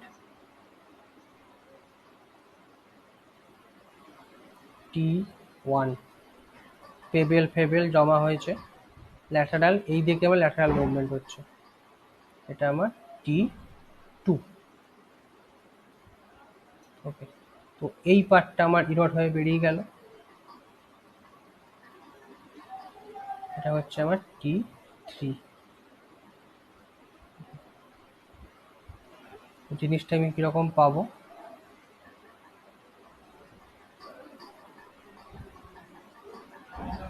এইটা। ওকে, এরপর আমি কালারিং ছবিটা আমি দেখাচ্ছি। সেখানে কি হলো, T1, T1টা আমার ম্যাক্সিমাম, ল্যাটারালি বাঁ দিকে ল্যাটারালি করলো T2, T2 যেটা করলো, তো T1 এর এই পার্টটা আমার ইরোড হয়ে গেল, T3, T2 এই পার্টটা আমার ইরোড হয়ে গেল। কি পেলাম, পিঙ্ক থেকে এটা পেলাম, T2 থেকে এই পার্টটা আমি পাবো, যেটা এই পার্টটা, আবার T1 এর শুধুমাত্র এই পার্টটা পড়ে আছে, শুধুমাত্র এই পার্টটা। তো তাহলে শুধুমাত্র, কারণ ট্রাজেক্টরিতে কিন্তু দুটোরই সেম, ওটারও এরকম ট্রাজেক্টরি, মানে ডিপেন্ডিং, ল্যাটারালেরও এরকম ট্রাজেক্টরি, ওখানে পাওয়া যাচ্ছে এরকম জিনিস, এখানে পাওয়া যাচ্ছে এরকম। তো পেবেল বা কংগ্লোমারেটগুলো কীরকম ভাবে পাওয়া যাচ্ছে তার উপরে ডিপেন্ড করে ল্যাটারাল বা ডিপেন্ডিং। দুটো পুরোপুরি ভাবে ক্লিয়ার? হ্যাঁ দাদা। ওকে, হ্যাঁ দাদা। ওকে, তাহলে চ্যানেলস কভার হলো। এরপরে হচ্ছে soul marks formed by tools. তো টুলস গুলো কিরকম হয়, টুলসে আমার যেটা গাটার যেটা আছে, এই গাটারগুলো যখন ওই খুব সূক্ষ্ম এই যে বুঝতে পারছি যে সূক্ষ্ম লাইনের মধ্যে জিনিসগুলো পাচ্ছি, তখন যদি আমার একটু এগুলোতে একটু টুইক ফুইক দিয়ে, যেগুলো তো টুইকগুলো যখন আঁচড়ে যখন এই সাবস্ট্রাটার উপর দিয়ে যাচ্ছে, তখন আমার এই জিনিসগুলো পাওয়া যাচ্ছে। ওকে, তো সেই গাটার মার্কসটাও কিন্তু আমার ওই tool marks form, sole marks form by টুলসের মধ্যে পড়ে। আর আগের যে গাটারটা দেখালাম সেটা কিন্তু পুরো বড় সড়ো গাটার, এইসব, সেটা কিন্তু বড় ছোট একটা গাটার। ওকে, তো গাটার মার্কস জেনারেলি আমার কারেন্ট দিয়েও তৈরি হয়, কিন্তু যদি ওই টুইকটা যদি আমরা আঁচড়াতে যায়, তো সেক্ষেত্রে আমি গাটার মার্কস কিন্তু টুল মার্কস দিয়েও পেতে পারি। এটা গাটার। আচ্ছা, এই সারফেসটা টপ না বটম? বটম। বটম। ওকে, এই টপ সারফেস বটম সারফেস সবার ক্লিয়ার হচ্ছে তো? কারণ এখান থেকে কিন্তু প্যালিও মানে কি বলে ইয়ংজিং ডিরেকশন দিয়ে কোশ্চেন কিন্তু থাকবেই, এবং এটা কিন্তু বেশ জটিল কোশ্চেন দেয়। ইয়ংজিং ডিরেকশনের সঙ্গে স্ট্রাকচারাল স্ট্র্যাটিগ্রাফি মিশিয়ে নেট দেয় কিন্তু, এটা সবার কাছে ক্লিয়ার যেন থাকে। হ্যাঁ, এরপরে হচ্ছে চেভরন মার্কস। চেভরন মার্কস হচ্ছে ভি শেপেড। ওকে, তো ভি শেপেড, তো ভিটা যেদিকে আমার পয়েন্ট করছে সেই দিকে আমার ডাউন কারেন্ট। এই যে এটা দেখা যাচ্ছে যে ভি গুলো, এটা আমার ডাউন কারেন্ট ডিরেকশন দেখানো আছে, চেভরন মার্কস। এবার হচ্ছে প্রড মার্কস, এইগুলো খুব একটা কিছু কোশ্চেন আসে না, জাস্ট টার্মগুলো জেনে রাখছি, এই টার্মগুলো আমার টুল দিয়ে তৈরি হয়, প্রড, স্কিপ, হ্যানা ত্যানা, ব্লাস্ট, বাউন্স, জিনিসগুলো আমার এই ইয়ে দিয়ে তৈরি হয়। ওকে, এর বেশি এখানে কিছু জানতে হবে না, কারণ এখান থেকে কোশ্চেন পত্র আসে না। ওকে, তাহলে এই গেল শেষ। তো এখানে জিনিসগুলো দেখানো আছে। ওকে, তো এই ছবিটা একটু গন্ডগোলের ছবি আছে, যে কারণ হচ্ছে ভিটা যেদিকে আছে তো তার অপোজিট দিকে আমার ডিরেকশনটা দেখানো আছে, তো এইটা কিছু একটা গন্ডগোল আছে। ওকে, কারণ এটা যে চেভরন মার্কস কিন্তু ভালো আমার প্যালিও কারেন্ট ডিরেক্ট করে। ওকে, তার সঙ্গে কিন্তু মানে পেবেল ইন্ডিকেটারে যেমন তার সঙ্গে 180 অ্যাঙ্গেল যোগ করতে হয়, সেরকম কিন্তু চেভরনে করতে হয় না। চেভরনে যেদিকে ভিটা থাকে, ভি এর যেদিকে অ্যাপেক্স থাকে, তো সেই দিকে কিন্তু আমার প্যালিও কারেন্ট ডিরেকশন থাকে। ওকে, আর এই ভি কথাতে মনে পড়লো যে ভি রুল, আমি এই মনে পড়াগুলো কেন বলছি, এই ইন্টিগ্রিটিটা যখন বাড়বে তখনই কিন্তু জিওলজিকে মুখস্থ করতে হবে না, কারণ বহু স্টুডেন্টের কাছে জিওলজি একটা গাঁত মারা সাবজেক্টে পরিণত হয়ে যাচ্ছে। কারণ হচ্ছে এই অনলাইন সেমের জন্য। অনলাইন সেমের লোকজন বুঝতে পারছে না, চূড়ান্তভাবে গাঁত মেরে যাচ্ছে, গাঁত মেরে মুখস্থ। ওকে, আইআইটি পাশে ওটা গাঁত বলে, চূড়ান্তভাবে গাঁত মেরে যাচ্ছে। তো এই গাঁত মারলে কিন্তু ওই পরীক্ষার আগে মনে থাকলো, তারপরে হয়ে গেল, সব সব কিন্তু শেষ। তো এই মনে রাখার জিনিসটা তৈরি হবে যখন সাবজেক্টের মধ্যে ইন্টিগ্রিটি তৈরি হবে। একটা টার্ম আমি পেলাম, সেই টার্মটা আর কোন কোন সাবজেক্টে আছে আমার কিন্তু ইনস্ট্যান্ট মাইন্ডে আসতে হবে, তাহলেই কিন্তু সাবজেক্টে ইন্টিগ্রিটি তৈরি হবে। আর এই ইন্টিগ্রিটি যখন তৈরি হবে তার মানে তুমি গাঁত মারোনি, তোমার মধ্যে কনসেপ্ট আছে। ওকে, তো এই ভি কথাটা আমার হুট করে মনে পড়ে গেল যে স্ট্রাকচারালি ভি রুল। ওকে, এটা খুব ইম্পর্টেন্ট। ওটা আমার কি বলে কোন মানে বেডের ডিপের সঙ্গে ভ্যালিড ডিপ কি সম্পর্ক, সেটা আমার ভিজুয়াল দিয়ে বোঝানো হয়। ওকে, তো এই ধরনের জিনিসগুলো কিন্তু তৈরি থেকে যাবে। ওকে, তাহলে সোল মার্কস ইরোশনাল ফিরোশনাল হয়ে গেছে। এরপরে যে ট্রেস ফসিল প্যালিওতেও পড়াবে, তাও জাস্ট এই নামগুলো একবার দেখে রাখিস। মাঝে মধ্যে দিয়ে যায় যে রেপচিনিয়াতে কি রকমের জিনিস বা ক্রলিং ইমপ্রেশন এর অ্যাকচুয়াল নামটা কি, রেপচিনিয়া, হ্যাঁ জানা দেখে রাখিস, এটা আমি পড়াচ্ছি। ওকে, এরপরে হচ্ছে মাড রিলেটেড স্ট্রাকচার, এমআরএস। এটা আমাদের যাদবপুরের সুবীর সরকার এস স্যারের আবিষ্কার। ওকে, তো ম্যাট রিলেটেড স্ট্রাকচার কি, তো এটা জিনিসটা হয় যে প্রথম একটা জিনিস পাওয়া গেছিল, সেটা হচ্ছে স্যান্ড ক্র্যাক। ওকে, তো ক্র্যাক কার মধ্যে হতে পারে? ক্র্যাক যার মধ্যে একটা অ্যাডহেসিভ প্রপার্টি আছে, কাদার মধ্যে আমরা ক্র্যাক দেখতে পাই। একটা কোনো স্যান্ডস্টোন বেড আছে, বা কোন একটা বিচেতে যেখানে বালি আছে, আমরা কি বালির মধ্যে কোনোদিন ক্র্যাক দেখতে পাই না? তো ক্র্যাক দেখতে পাওয়া গিয়েছিল স্যান্ডে। তো সেখান থেকেই মাথাতে আসে, যদি স্যান্ডে যদি ক্র্যাক থাকে, তো তার মানে ওই স্যান্ডটা কোনো না কোনো ভাবে অ্যাডহেসিভ। তো অ্যাডহেসিভ কিভাবে হতে পারে? হয় তার মধ্যে মাড আছে বা কোনো মাইক্রোবায়াল অর্গানিজম আছে, যে আমার ওই কোহেসিভনেসটাকে ওই স্যান্ডে ইন্ট্রোডিউস করছে। তো সেইটাই হচ্ছে আমার mat related structure. Sand crack, sand chip, প্যালিমসেল ডিপিল, এগুলো তো জানার দরকার নেই। রিঙ্কেল স্ট্রাকচারটা ওই যাটা স্যান্ড গুলো যখন চাপ পেলো, রিঙ্কেল হলো। রিঙ্কেল মানে যেটা আমাদের গালে হয় বয়স পড়লে কুঁচকে যাওয়া, তো সেরকমই স্যান্ড গুলো যখন আমার চাপ পেলো, সে আবার রিঙ্কেলের মতো কুঁচকে গেল। তো ওই কুঁচকানো জিনিসটা আমার প্রিজার্ভ তখনই হবে যখন ওদের মধ্যে কোহেসিভ আছে। স্যান্ডের মধ্যে আমার ক্র্যাক হতেই পারে, বিচের স্যান্ডের মধ্যে ক্র্যাক হতেই পারে। ক্র্যাক মানে একটা জাস্ট গর্ত, তুই ব্লেড দিয়ে কিছু একটা করে দিলি, একটা ব্লেড দিয়ে একটা দাগ টেনে দিলি বালির মধ্যে, সেখানে কিন্তু একটা ক্র্যাক তৈরি হয়ে গেল। কিন্তু সেই ক্র্যাকটা কিন্তু সঙ্গে সঙ্গে বুঝে গেল, কারণ পরে বালিগুলো এসে বুঝিয়ে দিল, তাহলে সেটা কিন্তু প্রিজার্ভ হবে না। তাহলে স্যান্ড ক্র্যাক যেটা আমি পাচ্ছি, তার মানে সেটা প্রিজার্ভ হতে হয়েছে। আর প্রিজার্ভ হতে হওয়া মানে তার মধ্যে কোহেসিভনেস থাকতে হবে। কোহেসিভনেস কে দিতে পারে? ক্লে বা কোনো মাইক্রোবায়াল অর্গানিজম। তো এটা হচ্ছে আমার এমআরএস। ওকে,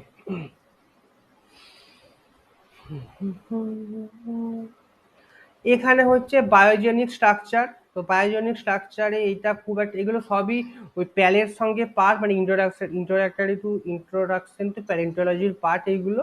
তো ওখানে যখন পড়াবো হবে এগুলো দেখে নিই, সেগুলো আমি কিছু পড়াবো না, এগুলো সেটির সঙ্গে কিছু রিলেটেড নয়। ওকে, যেহেতু এই বায়োজেনিক স্ট্রাকচার সেটির একটা পার্ট, তাই আমি এখানে পুরো ডিটেলসের নোট নিয়ে বানিয়ে রেখে দিতে, যাতে পড়তে পারিস।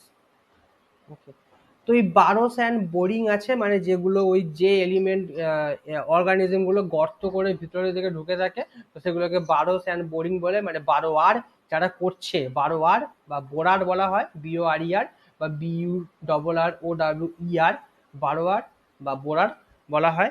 তো যেমন হচ্ছে কেঁচো আমার মাটির তলাতে ঢুকে বসে থাকে, এরকম জিনিসপত্র। তো বারো হচ্ছে যখন আমার সফট সেডিমেন্টের মধ্যে গর্তটা হচ্ছে, যেমন কেঁচো, সেটাকে বারো বলা হয়।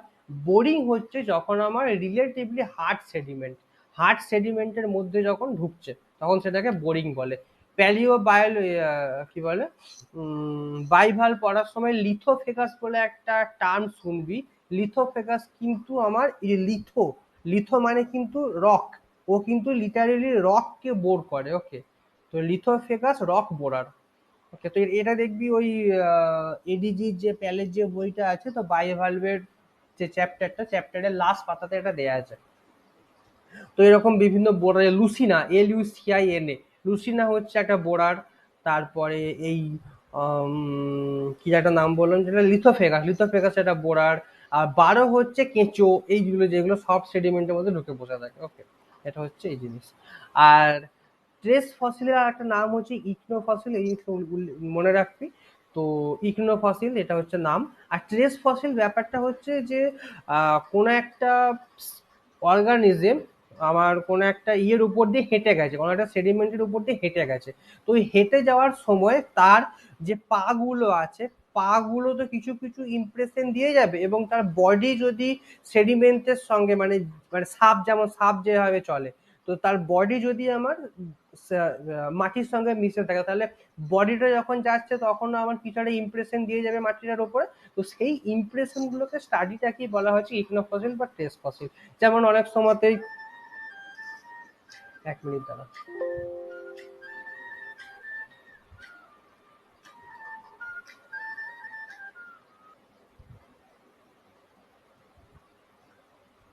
শোনা যাচ্ছে?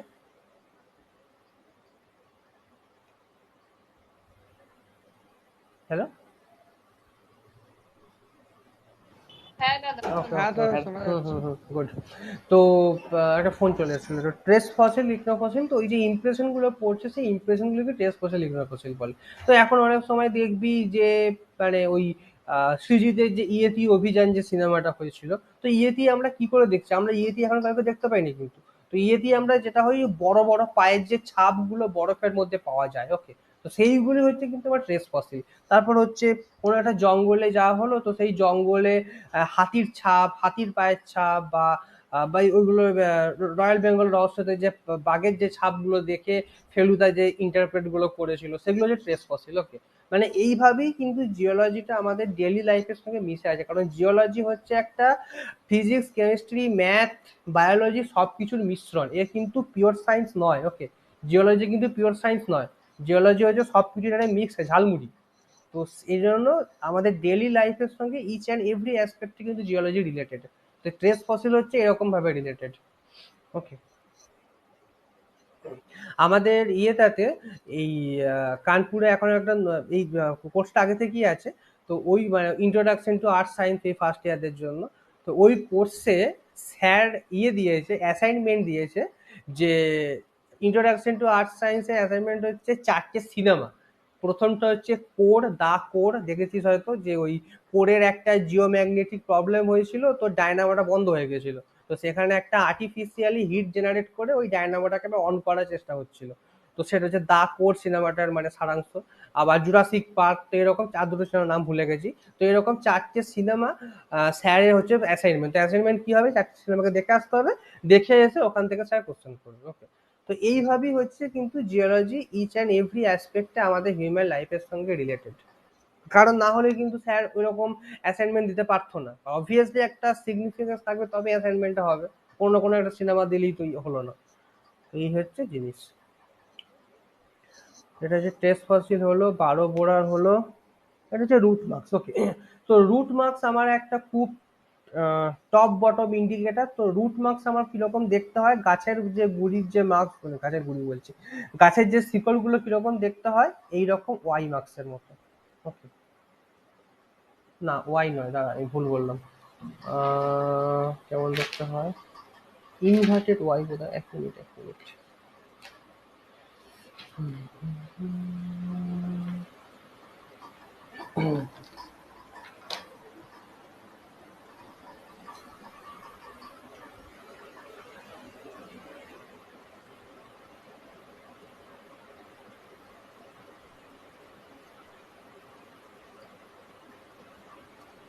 হ্যাঁ, ইনভার্টেড ওয়াই, এরকম এরকম করে। এইটা হচ্ছে আমার ট্রাঙ্ক পার্টটা, মানে এটা হচ্ছে আমার গাছটা। তো এরকম ভাবে জিনিস হচ্ছে, এরকম আমার গাছ, তো এরকম আমার শিকড় থাকে। ওকে, শিকড় আমার নিচের দিকে বাইফার্কেট করে। ওকে, তো এইরকম যদি আমি শিকড় গুলো পাই, রুট মার্কস পাই, তো এটা আমার টপ ডিরেকশন, এটা আমার বটম ডিরেকশন। ওকে, তো রুট মার্কস আমার কিন্তু একটা প্যালিও টপ বটম ইন্ডিকেটার। ওকে, তো এটা হচ্ছে আমার বায়ো স্ট্র্যাটিফিকেশন। কোনোদিন কোশ্চেন আসে না, তো বায়ো জাস্ট লেখাগুলো একবার পড়ে নিবি। তো বায়ো স্ট্র্যাটিফিকেশন হচ্ছে স্টোমাটোলাইট। ওকে, স্টোমাটোলাইট বা বায়োস্ট্র্যাটিফিকেশন, মানে স্টোমাটোলাইট হচ্ছে একটা সায়ানোব্যাকটেরিয়া। ওকে, তো সায়ানোব্যাকটেরিয়া কোনো একটা সাবস্ট্রাটার উপরে ওই সিলিন্ড্রিক্যালি ডিপোজিট হতে হতে সিলিন্ড্রিক্যালি উপরের দিকে উঠতে থাকে, সেই জন্য একটা বায়ো স্ট্র্যাটিফিকেশন। বায়ো মানে হচ্ছে একটা বায়োজেনিক কোনো অর্গানিজম থাকতে হবে, আর সেই অর্গানিজমটা স্ট্র্যাটিফাইড বডি তৈরি করছে, সেই জন্য হচ্ছে বায়োস্ট্র্যাটিফিকেশন। এই যে লেখা আছে স্টোমাটোলাইট অর্গানো সেডিমেন্টারি স্ট্রাকচার। ওকে, জাস্ট এটা পড়ে নিবি একবার, বোঝানোর কিছু নেই। এটা দেখতে হয় এরকম প্যানকেক টাইপের। ওকে, পুরো প্যানকেক। এই যে আমার শুরু হয়েছে এরকম জায়গা থেকে, হাত যেটা দেখা যায় এরকম জায়গা থেকে শুরু হয়েছে, তারপরে ওই স্ট্র্যাটিফাইড হতে হতে সিলিন্ড্রিক্যালি উপরের দিকে উঠতে উঠতে এরকম একটা প্যানকেকের মতো সাইজ নিয়ে নিয়েছে। ব্রিটানিয়ার 10 টাকার কেক, কাপ কেক যেগুলো। ওকে, তো এই গেল আমার বায়োস্ট্র্যাটিফিকেশন। ওকে, এরপরে হচ্ছে সফট সেডিমেন্ট ডিফরমেশনাল স্ট্রাকচার, এসএসডি। ওকে, এইখান থেকে কোশ্চেন, খুব ইজি কোশ্চেন আসে, কিন্তু কোশ্চেন মোরলেস আসে 2 বছর 1 বছর অন্তর, কিন্তু আসে কোশ্চেন, খুব ইজি কোশ্চেন কিন্তু আসে। আর এই সফট সেডিমেন্ট ডিফরমেশন তো মানে কেউ যদি পেট্রোলিয়াম বা সেডিমেন্টোলজি নিয়ে রিসার্চ করতে চায় তো বিশাল ইম্পর্টেন্ট। ওকে, কারণ এই সফট সেডিমেন্ট ডিফরমেশন যেখানে হয় সেই রকম কিছু কিছু সিলেক্টিভ জায়গাতেই আমার অয়েল এন্ড গ্যাস পাওয়া যায়। ওকে, তো কোন স্ট্রাকচারগুলোতে পাওয়া যায় সেগুলো বলবো। ওকে, তো সফট সেডিমেন্ট আচ্ছা, সফট সেডিমেন্ট ডিফরমেশনের কি কি পার্ট আছে? দুখানা আছে, এসএসডি দুখানা পার্ট। কি কি পার্ট?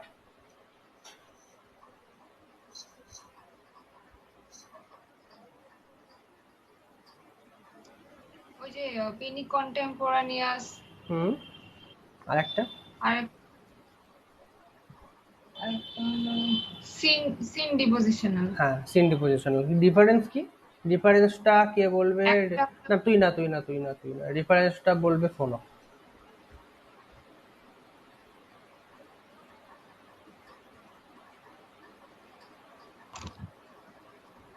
কি ডিফারেন্স শোনো?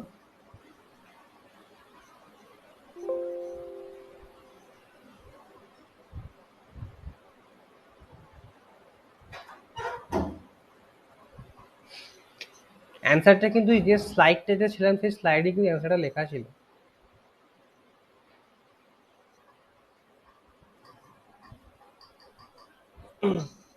মনে পড়ছে না?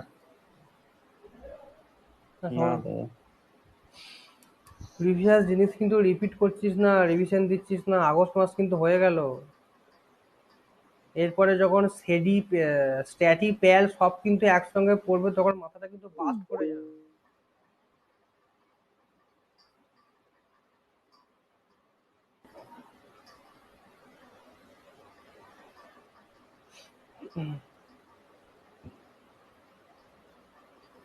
জ্যাম কিন্তু স্টেজ মেকআপ দিয়ে হবে না। এর আগের বারে আমাদের 1-2 জন স্টুডেন্ট ছিল যারা ভেবেছিল স্টেজ মেকআপ দিয়ে হবে, লাস্ট অফ অল কিন্তু হয়নি, সম্ভব না স্টেজ মেকআপ দিয়ে। তো বারবার সাবধান করছি জিনিসটা কিন্তু। ওকে,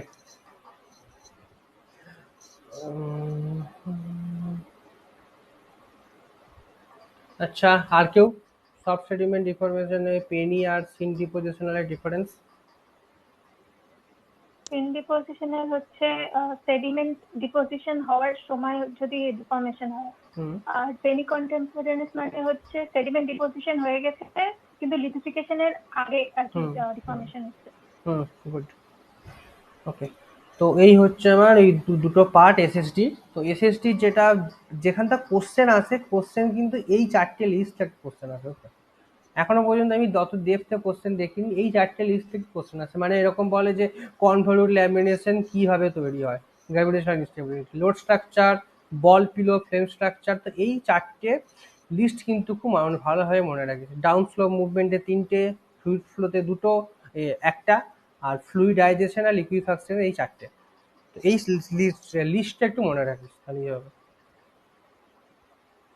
ওকে, তো গ্র্যাভিটেশনাল ইনস্টেবিলিটি মানে বোঝাই যাচ্ছে যে গ্র্যাভিটেশনাল ইনস্টেবিলিটি যদি দুটো আলাদা ডেনসিটির হয়, দুটো আলাদা ওয়েট হয়, কারণ গ্র্যাভিটেশন মানে সেটা MG, mass into acceleration due to gravity. তো ওয়েট আমার বেশি হচ্ছে, ডেনসিটি বেশি হচ্ছে, তার জন্য যে ডিফরমেশন স্ট্রাকচারগুলো পাই সেগুলো হচ্ছে গ্র্যাভিটেশনাল ইনস্টেবিলিটি। যদি স্যান্ড আর মাড যদি আমার ইন্টার লেয়ার হয় তো মাডের আমার ডেন্সিটি বেশি হয়, তো মাডটা আমার স্যান্ডের লেয়ারের মধ্যে ঢুকে যাবে। এটা হচ্ছে লোড স্ট্রাকচার, ওই সিন সেডিমেন্টারি পড়ানোর সময় আমি যেটা বলেছিলাম। ওকে, বা সিন ডিপোজিশন পড়ানোর সময় যেটা বলেছিলাম লোড স্ট্রাকচার, তো ওই সেম জিনিস হচ্ছে গ্র্যাভিটেশনাল ইনস্টেবিলিটি। এবার ওইটা দেখতে বিভিন্ন রকম আলাদা, কম্পিটেন্সি ডিফারেন্সগুলো আলাদা, মানে সব মাড মানেই যে সব মাড সেম বা সব স্যান্ড সেম এরকম তো না, তাদের রিওলজিক্যাল প্রপার্টি আলাদা, তাদের অন্যান্য স্ট্রেংথ আলাদা। তো সেই সমস্ত উপরে ডিপেন্ড করে বিভিন্ন দেখতে আমার অ্যাপিয়ারেন্সগুলো বিভিন্ন হতে পারে, কিন্তু তাদের মেকানিজম কিন্তু সেম, সবই গ্র্যাভিটেশনাল ইনস্টেবিলিটির মধ্যে পড়ে। তো প্রথম যেটা হচ্ছে কনভলিউট ল্যামিনেশন। ওকে, তো কনভলিউট ল্যামিনেশনে এই টার্মটা খুব ইম্পর্টেন্ট, ইন্ট্রিকেট ক্রাম্পলিং অফ বেডস। ওকে, তো ইন্ট্রিকেট ক্রাম্পলিং অফ বেডস মানে মাড আর স্যান্ড আমার আছে, তো মাড আর স্যান্ড যখন আছে তো মাডগুলো আমার এরকম ভিতরের দিকে ঢুকে যাচ্ছে। ওকে, সেই জন্য একটা ওই রকম এই যে ছোট ছোট যে ফোল্ডিংগুলো হচ্ছে, এইটা হচ্ছে আমার কনভলিউট ল্যামিনেশন। লোড স্ট্রাকচার আগে বলেছিলাম, এই যে ইয়েগুলো ঢুকে গেছে মাডগুলো। বল অ্যান্ড পিলো স্ট্রাকচার হচ্ছে ওই found in lower parts of sandstone bed, just দেখতে আলাদা। বল মানে হচ্ছে এই যে বলের মতো যে স্ট্রাকচারগুলো, এরকম যে এই যে ছোট ছোট যে বলের মতো স্ট্রাকচারগুলো, আর পিলো হচ্ছে একটুখানি লার্জার যে শেপের যে স্ট্রাকচারগুলো। এই হচ্ছে বল, এগুলো মেকানিজম জাস্ট ওই মাদার যে মেকানিজমটা, যে গ্র্যাভিটেশনাল ইনস্টেবিলিটি বা কোথায় স্লোপ ফেলিওর, কোথায় ফ্লুইডাইজেশন, এইটুকু মনে রাখলেই হবে। তো ফ্লেম স্ট্রাকচার হচ্ছে ওই একই রকম ভাবে, যে ফ্লেম স্ট্রাকচারে কি বলা হয় যে এটা হচ্ছে আমার স্যান্ড, এই কালো কালোগুলো হচ্ছে মাড, যে মাড আমার জমা হয়েছে, মাডের উপরে আমার স্যান্ড জমা হলো, তো স্যান্ড যখন জমা হচ্ছে তো মাডগুলো ওই স্যান্ডের মধ্যে ইনজেক্ট হয়ে যায় এরকম ভাবে, স্যান্ডের মধ্যে এরকম ভাবে ইনজেক্ট হয়ে যায়। ওই যেটা এসকেপ মানে ফ্লুইড দাদা এসকেপ। আরেকবার একটু বলো এটা। ফ্লেম স্ট্রাকচার হচ্ছে তোর স্যান্ড আছে, মাড আছে, ফার্স্টে মাড ডিপোজিট হয়েছে, তারপরে স্যান্ড ডিপোজিট হলো। তো স্যান্ড যখন ডিপোজিট হলো উপরে একটা ভালো প্রেসার পড়লো, প্রেসার পড়ার জন্য মাড আবার এমনিতে একটা লিকুইফাইড, একটা হাইলি ডেন্স, হাইলি ভিসকাস একটা জিনিস, তো যখনই তার উপরে লোড পড়লো সে কিন্তু ওই লোডটাকে মানে হাই প্রেসার থেকে লো প্রেসারে যাওয়ার চেষ্টা করবে, তখন এটা হচ্ছে আমার হাই প্রেসার জোন, এটা আমার লো প্রেসার জোন, তো তখন আমার ওই মাডের স্যান্ডের মধ্যে মাডগুলো আমার এরকম ভাবে ইনজেক্ট হতে থাকবে। ওকে, মাডের মধ্যে ইনজেক্ট হয়ে যাবে। এবার ইনজেক্টে যখন হচ্ছে সেটা কিন্তু একটা আগুনের শিখার মতো লাগে। ওকে, সেই জন্যই নাম কিন্তু ফ্লেম হয়েছে, যে আগুনের শিখার মতো এরকম ভাবে লাগে, আগুনের শিখা যেমন জ্বলে সেরকম ভাবে এটা লাগে। এটা হলো ফ্লেম স্ট্রাকচার। ওই ডিস অ্যান্ড পিলার স্ট্রাকচার হচ্ছে প্রাইমারিলি প্রডিউস বাই লিকুইফ্যাকশন। এবার এই লিকুইফ্যাকশন আর ফ্লুইডাইজেশন কি সেটা আমি বলছি। এই যে যেটা আছে এই যে ফ্লুইডাইজেশন আর লিকুইফ্যাকশন, এর আন্ডারে হচ্ছে dish pillar sedimentary dike diapirs sand volcano etcetera. Okay, তো এখানে আরো ডিটেলসে কিছু দিয়েগুলো লেখা আছে, যেগুলো জাস্ট পড়ে নিবি, কিচ্ছু জিনিস নেই। লোড স্ট্রাকচার, বল পিলো, ফ্লেম, এখানে ডাউন স্লোপ হচ্ছে স্লাম্প স্ট্রাকচার। ডাউন স্লোপ মানে যেমন ভাবে ল্যান্ডস্লাইড হয় সেরকম ভাবে, তো ল্যান্ডস্লাইড হয়ে কোনো একটা স্লোপি সারফেসে সেডিমেন্ট আছে, সে যখন এরকম ডাউন স্লোপে মুভ করে গেল, তো সেরকম যে শেপগুলো করছি সেটা হচ্ছে স্লাম্প স্ট্রাকচার। এইটা আচ্ছা, এই ডাউন স্লোপ মুভমেন্ট বলতে গিয়ে কিসের কথা মনে পড়ে? সেডিমেন্টারির মধ্যেই প্রথম দিকে পড়েছিলাম। Turbidity current. গ্রেট, সেরা। তো এটা হচ্ছে আমার ওই রকম ভাবে জিনিসগুলো তৈরি হচ্ছে, মানে ওখানে টার্বিডিটির কারণে যেটা বলেছিলাম যে একটা সেডিমেন্ট ডিপোজিট আছে, আর্থকোয়েক কোনো রকমের ডিস্টারবেন্স হলো, সেই পুরো জিনিসটা সাবমেরিন ক্যানিয়ন দিয়ে পড়ে গেল। এখানেও সেম ভাবে, এখানে সাবমেরিন ক্যানিয়ন নেই কিন্তু পাহাড়ের স্লোপ আছে, হিল সাইডের স্লোপ আছে, কোনো সেডিমেন্ট ডিপোজিট আছে, আর্থকোয়েক বা কোনো ডিস্টারবেন্স হলো, ধপাস করে পড়ে গেল, সেই হচ্ছে আমার স্লাম স্ট্রাকচার। ওকে, এইরকম ভাবে স্লাম্প বিভিন্ন জায়গায় ফোল্ডিংও হতে পারে, তো স্লাম্প ফোল্ডিং, এই জায়গায় বড় সড়ো ফোল্ডিং দেখা যাচ্ছে, এই বিভিন্ন রকম হতে পারে। এইটা হচ্ছে গ্রোথ ফল। ওকে, এই গ্রোথ ফলটা জিওফিজিক্সের একটা ইন্ডিভিজুয়াল রিসার্চ টপিক। ওকে, গ্রোথ ফলটা একটা ইন্ডিভিজুয়াল রিসার্চ টপিক। আমার আগে যে রুমমেট ছিল সে এই গ্রোথ ফল নিয়ে কাজ করে, রিসার্চ করে। ওকে, তো ইন্ডিভিজুয়াল রিসার্চ টপিক মানে শুধুমাত্র একটা টার্ম দেখলাম গ্রোথ ফল্ট, নর্মাল ফল, গ্রোথ ফল্ট, এই জাস্ট টার্মটা একটা রিসার্চ পিএইচডি রিসার্চ টপিক। ওকে, তো গ্রোথ ফল জিনিসটা হচ্ছে, গ্রোথ ফলটা কিন্তু অ্যাকচুয়ালি একটা নর্মাল ফল। ওকে, গ্রোথ ফলটা আমার নর্মাল ফল, 1 নম্বর পয়েন্ট। নম্বর পয়েন্ট হচ্ছে গ্রোথ ফল্ট কেন তৈরি হয় ডিউ টু ওভারবার্ডেন প্রেসার বা ডিউ টু ওভারবার্ডেন লোডিং, যা খুশি, ওভারবার্ডেন BURDEN, ওভারবার্ডেন লোড বা প্রেসার, যা খুশি। ওকে, তো জিনিসটা আমার কিরকম ভাবে তৈরি হয় এখানে পুরো স্ট্রাকচার দিয়ে দেখানো আছে। 1 নম্বর হচ্ছে আনডিস্টার্ব বেডস। ওকে, এই যে 2 নম্বর জিনিসটা, এই এর উপরে প্রচুর আমার লোড পড়ছে, প্রচুর আমার সেডিমেন্ট পড়ছে, সেডিমেন্ট পড়তে পড়তে এইরকম একটা উইক প্লেন জেনারেট করে যায়। এবার এই উইক প্লেনগুলো কিভাবে জেনারেট করে সেগুলো থাকবে রিসার্চের আন্ডারে। হ্যাঁ, যে উইক প্লেনটা এরকম ভাবেই কেন তৈরি হলো, তো সেই উইক প্লেন একটা জেনারেট করলো, কি জেনারেট করার কারণ হচ্ছে যে উপরে ওভারবারেন্ট প্রেসারটা পড়ছে। এবার উইক প্লেনটা এখানেই কেন তৈরি হলো, এখানে বা এরকম জায়গাতে কেন তৈরি হলো না, সেটা একটা রিসার্চের ব্যাপার। তো ওভারঅল লেম্যান ল্যাঙ্গুয়েজের ব্যাপার হচ্ছে যে এখানে একটা কোনো কম্পিটেন্সি ডিফারেন্স হয়েছে বা কোনো একটা ফেলিওর প্লেন এইরকম জায়গাতেই পোটেন্সিয়াল একটা তৈরি হয়েছে, সেই জন্য এখানে এই ফ্র্যাকচারিংটা তৈরি হয়েছে। ওকে, তাহলে ওভারবার্ডেন লোডের জন্য এরকম একটা ফ্র্যাকচারিং তৈরি হলো। এরপরে 3 নম্বরে যেটা বলছে, তাহলে এই যে লোড তৈরি হলো, এখানে একটা ভ্যাকেন্ট স্পেস তৈরি হলো, এই ভ্যাকেন্ট স্পেসে আবার সেডিমেন্ট জমা পড়ছে। তাহলে ওই যে এখানে একটা অলরেডি আমার ফ্র্যাকচার তৈরি আছে, আবার আমার উপরে সেডিমেন্ট জমা পড়ছে, তাহলে সে আরো নিচের দিকে নামছে, আরো নিচের দিকে নামছে, এখানে সেডিমেন্ট জমা পড়ছে, পড়তে পড়তে এই রকম একটা ইভেন্চুয়ালি জিনিস তৈরি হয়। এই যে প্যারালাল ল্যামিনেশনের মধ্যে দেখতে, সে ফার্স্টে এরকম জায়গাতে ছিল, সে নামতে নামতে কোথায় নেমে চলে এসছে। তো এইরকম ভাবে জিনিসটা তৈরি হয়। তো এই কোনোবারে এই নেটিভ কোথাও একটা কোশ্চেন দিয়েছিল যে কিছু একটা ফিচার বলেছিল, এক কোশ্চেনটা অ্যাকচুয়াল মনে নেই, যে ফিচারটা বলেছিল যে গ্রোথ ফল্টে ফল্ট প্লেনের উপরে আমার সেডিমেন্টারি যে সেডিমেন্টের থিকনেসটা কিন্তু ক্রমশ বাড়তে থাকে। সেটাই হচ্ছে যে ফল্ট প্লেনে ফার্স্টে সেডিমেন্টের থিকনেস এইটুকু হলো, 6 নম্বরে এসে দেখা গেল সেডিমেন্টের থিকনেস এত বেশি হলো। তো এটাই হচ্ছে আমার গ্রোথ ফল্ট। ওকে, তো এই গ্রোথ ফলটা ইম্পর্টেন্ট কেন হচ্ছে, এই যে ফল্টিং গুলো তৈরি হচ্ছে না, এইখানে আমার কিছু ক্লে পার্টিকেল গুলো থেকে যায়। এবার এই ক্লে পার্টিকেল গুলো থেকে যাওয়ার জন্য, ক্লে আমি জানি ইমপারমিয়েবল, ক্লের আমার পোরোসিটি, এই একটা টার্ম উল্লেখযোগ্য লিখে রাখ, যে ক্লেতে আমার পোরোসিটি স্যান্ডের থেকে বেশি। ওকে, ক্লের পোরোসিটি স্যান্ডের থেকে বেশি, কিন্তু ক্লের পারমিয়াবিলিটি স্যান্ডের থেকে কম। ক্লে হচ্ছে নিয়ারলি ইমপারমিয়েবল। ওকে, এই জিনিসটা হাইড্রোলজিতে আমার কাজে লাগবে। তো ক্লে হচ্ছে আমার লেস পোরাস, মোর পোরাস দেন স্যান্ড, কিন্তু ক্লে হচ্ছে নিয়ারলি ইমপারমিয়েবল আর লেস ইমপারমিয়েবল দেন স্যান্ড।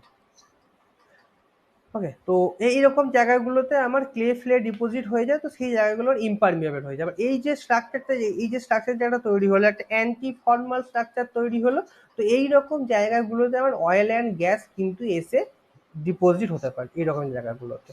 কারণ এইখানে যে ডিপোজিট হলো এর উপরও সেডিমেন্টারি লেয়ার আছে, তাহলে অয়েল অ্যান্ড গ্যাস এই উপর দিয়েও আমার ভার্টিক্যালিও আর যেতে বেরোতে পারবে না, আবার এখানে ফল্ট যেটা তৈরি হলো ক্লে ফ্লে দিয়ে, সেই জায়গাটা দিয়েও সে কিন্তু বেরোতে পারে। তাহলে তো এখানে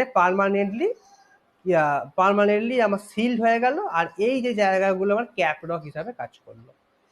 তো এই হচ্ছে আমার গ্রোথ ফলের ইম্পর্টেন্স। গ্রোথ ফল্ট আমার অয়েল অ্যান্ড গ্যাস ইন্ডাস্ট্রিতে খুব ইম্পর্টেন্ট, কারণ জেনারেলি গ্রোথ ফল্ট যেখানে পাওয়া যায় সেখানেই আমার কিন্তু অয়েল অ্যান্ড গ্যাস পাওয়ার সম্ভাবনা থাকে। তার কারণ হচ্ছে গ্রোথ ফল্ট পাওয়া যায় হচ্ছে আমার এস্টুয়ারি রিজিয়নে বা ডেল্টা রিজিয়নে।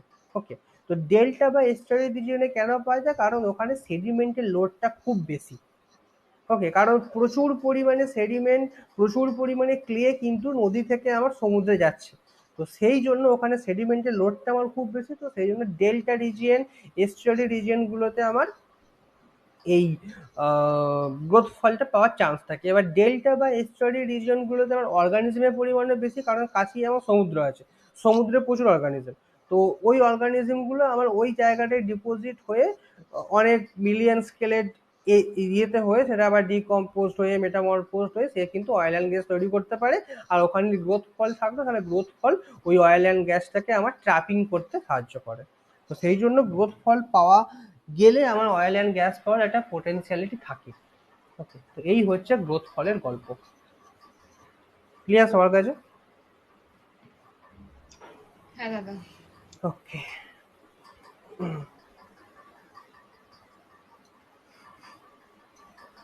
এইগুলো গ্রোথ ফলটা কিছু ছবি দেওয়া আছে, জাস্ট এই যে একদম সেই নিচের দিকে নামতে নামতে গেছে এই জিনিসগুলো।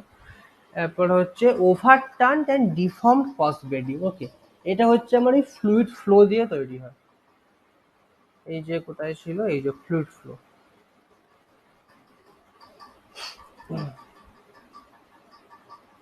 Fluid flow. ওভারটার্ন জিনিসটা হচ্ছে যে আগে এই জায়গাটাতে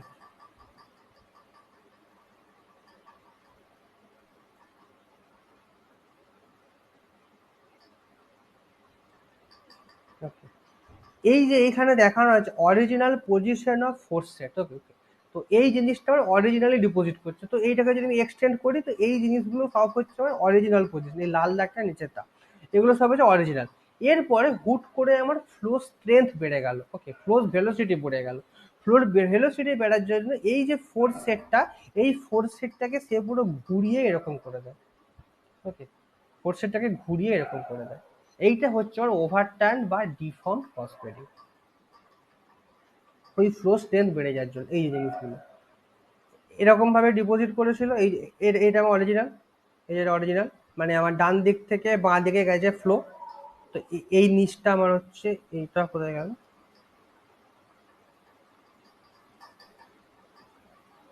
এই লাইনের নিচের যে পার্টগুলো, সেই পার্টগুলো এই পার্টটার সঙ্গে আমার সেম। তো তার মানে এটা হচ্ছে অরিজিনাল। তো তারপরে এতই ফ্লো স্ট্রেংথ বেড়ে গেছে যে পুরো জিনিসটাকে নিয়ে ঘুরে গেছে, পুরো ফোর্সেটটাকে নিয়ে ঘুরে গেছে। তো এই হচ্ছে ওভারটার্ন বা ডিফর্ম ফস বেডিং। এরপর হচ্ছে ফ্লুইডাইজেশন আর লিকুইফ্যাকশন। এই দুটো টার্মের মধ্যে ডিফারেন্সটা বুঝতে হবে। ওকে, তো ফ্লুইডাইজেশন বলে হচ্ছে যে ফার্স্টে লিকুইফ্যাকশন। তো লিকুইফ্যাকশন হচ্ছে যে কোনো একটা সেডিমেন্টারি স্ট্রাটা আছে, কোনো সেডিমেন্টারি স্ট্রাটা আছে, তো তার মধ্যে আমার কোনো আর্থকোয়েক শক এলো। ওকে, তো আর্থকোয়েক শক যখন আসে, তখন ওই যে সেডিমেন্টারি স্ট্রাটাটা আছে, যে সেডিমেন্টারি পাইল আপটা আছে, ওর মধ্যে তো অবভিয়াসলি জল আছে, কারণ এগুলো সব সেডিমেন্টারি ডিফর্মেশন, লিথিফাইড হয়নি। তো তাহলে ওই যে একটা সেডিমেন্ট ডিপোজিট হয়েছে, তার মধ্যে পোর স্পেসগুলোর মধ্যে জল আছে। এরপরে একটা জার্কিং হলো, কোনো আর্থকোয়েক যদি কোনোভাবে জার্কিং হলো। এবারে জার্কিং হওয়ার জন্য এই যে প্রথম যে ছবিটা আছে, এই ছবিটা হচ্ছে জার্কিং এর আগে, আর 2 নম্বরটা হচ্ছে জার্কিং এর পরে। তো জার্কিং এর আগে দেখা যাচ্ছে যে পোর স্পেস গুলোর মধ্যে জলগুলো আছে, এবং পোর স্পেস গুলো একটার সঙ্গে একটা কানেক্টেড নয়, সবই কিন্তু ডিসকানেক্টেড পোর স্পেস। ওকে, এরপরে যখন জার্কিং হলো, তখন এই ফ্লুইড গুলো প্রতিটা গ্রেনের চারপাশে আমার এরকম ভাবে ফিল্মের মতো করে, একটা ওয়াটারে ফিল্মের মতো করে আমার গ্রেনগুলোকে সারাউন্ড করে দেয়। ওকে, তো এইটা করার জন্য কি হলো, প্রতিটা পোর স্পেস আমার কানেক্টেড হয়ে গেল। তার মানে কি হলো, পারমিয়াবিলিটি আমার প্রচুর বেড়ে গেল, কারণ পারমিয়াবিলিটি মানে হচ্ছে ইজ অফ ফ্লো, আর পারমিয়াবিলিটি আমার কানেক্টেড যে পোর স্পেস গুলো তারাই কিন্তু আমার অ্যাকচুয়াল পারমিয়াবিলিটি দেয়। কারণ এই যে ডিসকানেক্টেড যে পোর স্পেসটা আছে, সে তো আমার ফ্লো করতে কোনো সাহায্য করবে না। তার মধ্যে জল আছে বা তেল আছে, যাই থাকুক, তাকে যদি আমি ফ্লো না করাতে পারি, মানে তার সেখান থেকে আমি যদি এক্সট্রাক্ট না করতে পারি, কারণ এক্সট্রাক্ট করা মানে যে আমার জিনিসটা থেকে চুষে আসতে হবে, মানে যদি চুষে যদি আসতে হয়, মানে সেখান থেকে ফ্লো হয়ে আসতে হবে। তো এই ইন্টার কানেক্ট কোনো দিক থেকে বেরোতে পারবে, ডিসকানেক্টেড যেটা, এ কোনো দিক থেকে বেরোতে পারবে, তার একে নিয়ে আমার কোনো প্রবলেম নেই, কোনো সুবিধা নেই। যেগুলো কানেক্টেড আছে, এই যে পুরো জিনিসটা কানেক্টেড হয়ে গেল, আমি যদি এখানে একটা পাইপ বসাই, তো পুরো জলটা কিন্তু বেরিয়ে যাবে, বা ভিতরে যা আছে অয়েল গ্যাস যা আছে, সে কিন্তু পুরোটা কিন্তু বেরিয়ে যাবে। তো সেই রকমই, তো যখন জার্কিং হলো, জার্কিং হওয়ার সময়তে পুরো ফ্লুইড যা জল ফল আছে পোর স্পেসে, সে কিন্তু পুরো সবকটা গ্রেনকে একটা ওয়াটার ফিল্মের মতো বা ফ্লুইড ফিল্মের মতো করে সারাউন্ড করে দিল। এবার এই সারাউন্ড করার জন্য কি হলো, আমার কোহেসিভনেস গুলো প্রচন্ড কমে গেল। ওকে, এই যে so that grain cohesion reduces. এবার এই গ্রেন কোহেশন রিডিউস হয়ে গেল, তখন আমার কিন্তু sediment starts to flow like a fluid. Sediment এরপর ফ্লুইডের মতো করে ফ্লো করতে থাকবে। ওকে, এই যে ফ্লুইডাইজেশন, লিকুইফ্যাকশনটা, এই লিকুইফ্যাকশনটাই হচ্ছে কুইক স্যান্ড যেখানে তৈরি হয়। ওকে, কুইক স্যান্ড যেখানে তৈরি হয়, চোরাবালি, কুইক স্যান্ড যেখানে তৈরি হয়, কেটে গেল। তো কুইক স্যান্ড যেখানে তৈরি হয়, সেখানে কিন্তু এই লিকুইফ্যাকশনটাই হয়। ওকে, এই লিকুইফ্যাকশনের জন্যই কিন্তু আমার কুইক স্যান্ডটা তৈরি হয়। এরপরে হচ্ছে চাঁদিপুরে যারা ফিল্ডে যাবি, বা কোনো একটা বিচে কোনো একটা ফিল্ডে গেলি, যেখানে যে বিচটাতে আমার কাদা আছে। ওকে, একটা কাদা কাদা আছে। তো সেই কাদা কাদা জায়গাটা যদি দুম দুম করে লাফাতে আরম্ভ করলি, লাফাতে যখন আরম্ভ করলি, প্রথমে তুই যখন দাঁড়িয়ে আছিস একদম পুরো হার্ড একটা সাবস্ট্রাটা লাগবে, দাঁড়িয়ে তুই ভিতরের দিকে ঢুকে যাবি না, তোর পায়ের ছাপও পড়বে না, এতটাই হার্ড লাগবে। এরপরে তুই ওর উপরে দুম দুম করে দিয়ে করতে থাকবি, লাফাতে থাকবি। লাফানোর সময় প্রথমে দেখতে পাবি যে কিছুক্ষণ পরে ওই সেডিমেন্টের পাইলটা আমার ফ্লুইডের মতো নড়ানড়ি করছে। ওকে, মানে ফ্লুইডের মতো দলদল যাকে বলে, ফ্লুইডের মতো দলদল করছে। আরো লাফাতে থাকলি, আরো লাফাতে থাকলি, তখন দেখলি ওর মধ্যে থেকে জল বেরিয়ে আসতে থাকলো। ওই যে জল বেরিয়ে আসাটা, ওইটাকে বলা হয় ফ্লুইডাইজেশন। ওকে, তো তার মানে লিকুইফ্যাকশন হচ্ছে ফার্স্ট স্টেপ, যেখানে জার্কিং হলো বা কোনো ইন্টারনাল প্রেসার, এক্সটার্নাল কোনো একটা প্রেসার টেসার এলো, যার জন্য আমার ফ্লুইড গ্রেনগুলোর চারপাশে আমার ওয়াটার একটা ফিল্ম তৈরি হলো, কোহেশন কমে গেল। তারপরেও যদি ওই প্রেসারটা আমার কন্টিনিউ করে, সেক্ষেত্রে ওই যে যেটা ওয়াটার ফিল্ম যেটা তৈরি হলো, ফ্লুইড ফিল্ম যেটা তৈরি হলো, তারা কিন্তু উপর দিকে বেরোতে থাকবে। ওইটা হচ্ছে আমার ফ্লুইডাইজেশন। ওকে, তাহলে পুরো ক্লিয়ার লিকুইফ্যাকশন আর ফ্লুইডাইজেশন কি? হ্যাঁ দাদা। বাকি তিনজন?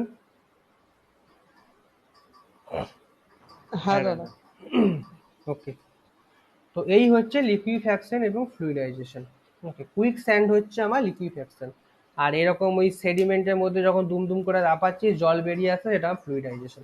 এই জিনিসগুলো আমরা সব চাঁদিরপুরে আমরা প্র্যাকটিক্যালি করেছিলাম, সেই জন্য এত ভালোভাবে আমরা জিনিসগুলো ক্লিয়ার, এত ভালোভাবে ভিজুয়ালাইজ করতে পারি। এই যে কারেন্ট ক্রিয়েশন গুলো আমি যেটা করেছিলাম, কারেন্ট ক্রিয়েশন আমি ওই যে সমুদ্রে যখন জোয়ার যখন আসছে, তখন আমি জাস্ট পাটা রেখে দিয়েছিলাম, পাটা আমার সেখানে পেবেলের মতো কাজ করেছিল। ওকে, তো পায়ের বুড়ো আঙুলের দিকগুলো দেখছি একদম সেই ইরোড হয়ে হয়ে হয়ে পুরো গর্ত হয়ে যাচ্ছে, বুড়ো আঙুল আঙুলের টপ টপ যে পার্টগুলো, সেই জায়গাগুলো পুরো গর্ত হয়ে যাচ্ছে, আর এই গোড়ালির দিকগুলোতে সেই জিনিসগুলো ডিপোজিট করে যাচ্ছে। একদম কারেন্ট ক্রিয়েশন তৈরি হতে দেখেছিলাম, এবং এই ফ্লুইডাইজেশন লিকুইফ্যাকশন গুলো তৈরি হতে দেখেছিলাম। এখানে আর তেমন কিছু নেই। ওই ডিস অ্যান্ড পিলার স্ট্রাকচারটা লিকুইফ্যাকশনের জন্য তৈরি হয়ে 1 টাকা পড়ে দিবি, আর কিছু নেই এখানে পড়ানোর মতো। এরপরে হচ্ছে মিসলেনিয়াস স্ট্রাকচারের মধ্যে কিছু ইম্পর্টেন্ট আছে।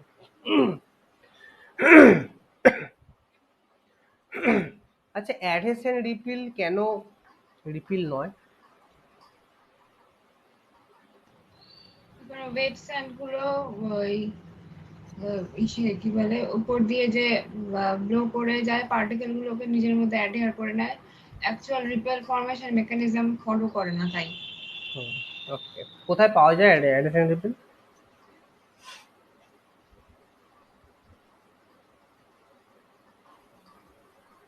হুম, কোথায় পাওয়া যায়? Coastal region. Coastal region.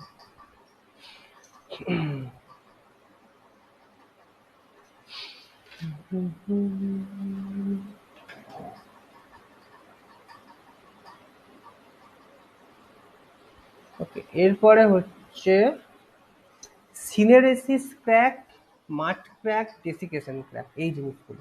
তো ফার্স্ট একটা বলে রাখি, rain prints, rain imprints. Rain imprints একটা টপ সারফেসের গল্প। তো সেজন্য রেন ইমপ্রিন্ট যে সারফেসে পাচ্ছি সেটা আমার একটা টপ সারফেস বলবে, তো এখান থেকে আমি টপ বটন বলতে পারবো। ওকে, আর ডেসিকেশন ক্র্যাক এই জিনিসটা বলতে হবে।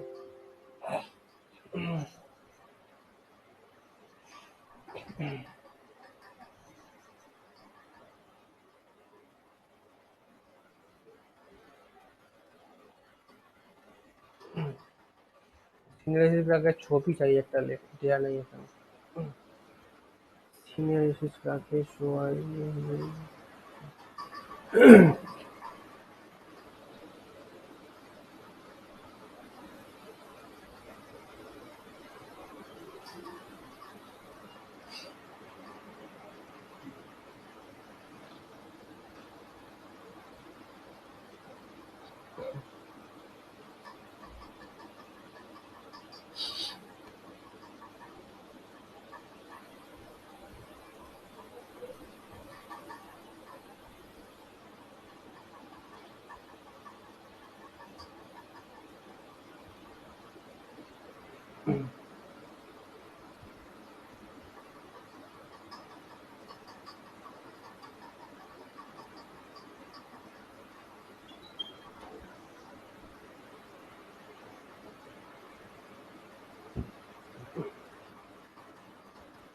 Okay.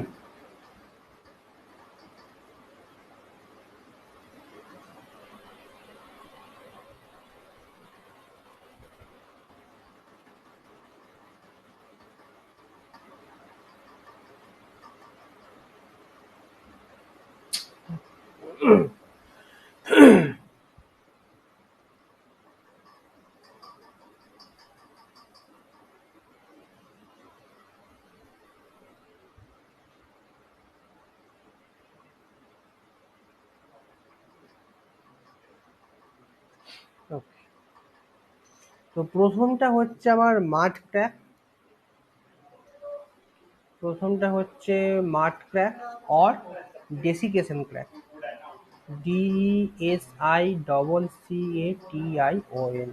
এটা কিভাবে মনে রাখবে? আচ্ছা, আর একটা হচ্ছে সিনারেসিস ক্র্যাক, SYNERESIS, সিনারেসিস ক্র্যাক। তো মাড ক্র্যাক MD, ডাক্তারি ক্ষেত্রে আমরা উল্লেখ করি MD। তো মাড ক্র্যাক ডেসিকেশন ক্র্যাক, আর একটা হচ্ছে সিনারেসিস ক্র্যাক। তো মাড ক্র্যাক এমনি বোঝাই যাচ্ছে যে যেখানে কাদা আছে, কাদার মধ্যে ক্র্যাক তৈরি হয়েছে, সেগুলো হচ্ছে মাড ক্র্যাক। ওকে। তো আর সিনারেসিস, আচ্ছা, মাড ক্র্যাক হচ্ছে আমার এরিয়াল ফিচার। ওকে, মানে জল ছিল, কাদা তৈরি করেছে, জল চলে গেছে, সান এসছে, হিট হয়েছে, মাড ক্র্যাক তৈরি হয়েছে। তো পুরোটাই হচ্ছে কিন্তু এরিয়াল। ওকে, এখানে জলের কোনো গপ্প নেই। সিনারেসিস ক্র্যাক কিন্তু আমার সাব এরিয়াল, মানে এখানে কিন্তু জলের গল্প আছে। ওকে, অ্যাকোয়াস, অ্যাকোয়াস সিনারেসিস ক্র্যাক এই সাব এরিয়াল না বলাই ভালো, সাব এরিয়াল অ্যাকোয়াস। ওকে, তো এটা হচ্ছে জলের তলাতে কিছু স্পিন্ডেল শেপের, এটা হচ্ছে আমার টপ সারফেস, দুটি আমার টপ সারফেস, এটাও টপ সারফেস, এটা আমার টপ সারফেস। ওকে, তো টপ সারফেস এবং এটা হচ্ছে আমার মার্কস কি বলে প্লেন ভিউ। তো এই সিনারেসিস ট্র্যাকে কিছু স্পিন্ডেল শেপে, তো স্পিন্ডেল শেপ মানে কি এরকম উঁচু উঁচু উঁচু, এটা টাইপের কনস্ট্রাকশন আপনার। স্পিনটা মানে উঁচু উঁচু। তো এখানে এই ছবিটাতে দেখলি বোঝা, 3D একটা বোঝা যাচ্ছে যে উঁচু উঁচু রিজের মতো জিনিসগুলো। তো স্পিন্ডেল, SPINDLE।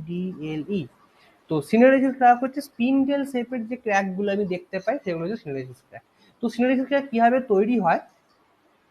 কোনো একটা ওয়াটার বডি, রিভার হ্যানা ত্যানা যাই হোক, ওয়াটার বডির নিচের যে সাবস্ট্রাটাটা থাকে, বা রিভার বেড, পন্ড বেড, যে বেডগুলো থাকে, সেই বেডের তলাতে অনেক সময় বিভিন্ন রকম গ্যাস স্টোর হয়। ওকে, গ্যাস, বিভিন্ন রকম গ্যাস স্টোর হয়। আর সেই গ্যাসগুলো যখন বেরোতে চেষ্টা করে, ওই মাটির সাবস্ট্রাটা থেকে বেরোতে যখন চেষ্টা করে, তখন এই রকম, এটা কনস্ট্রাকশন আঁকলাম, তখন এইরকম স্পিন্ডেল শেপে জিনিসগুলো তৈরি করে।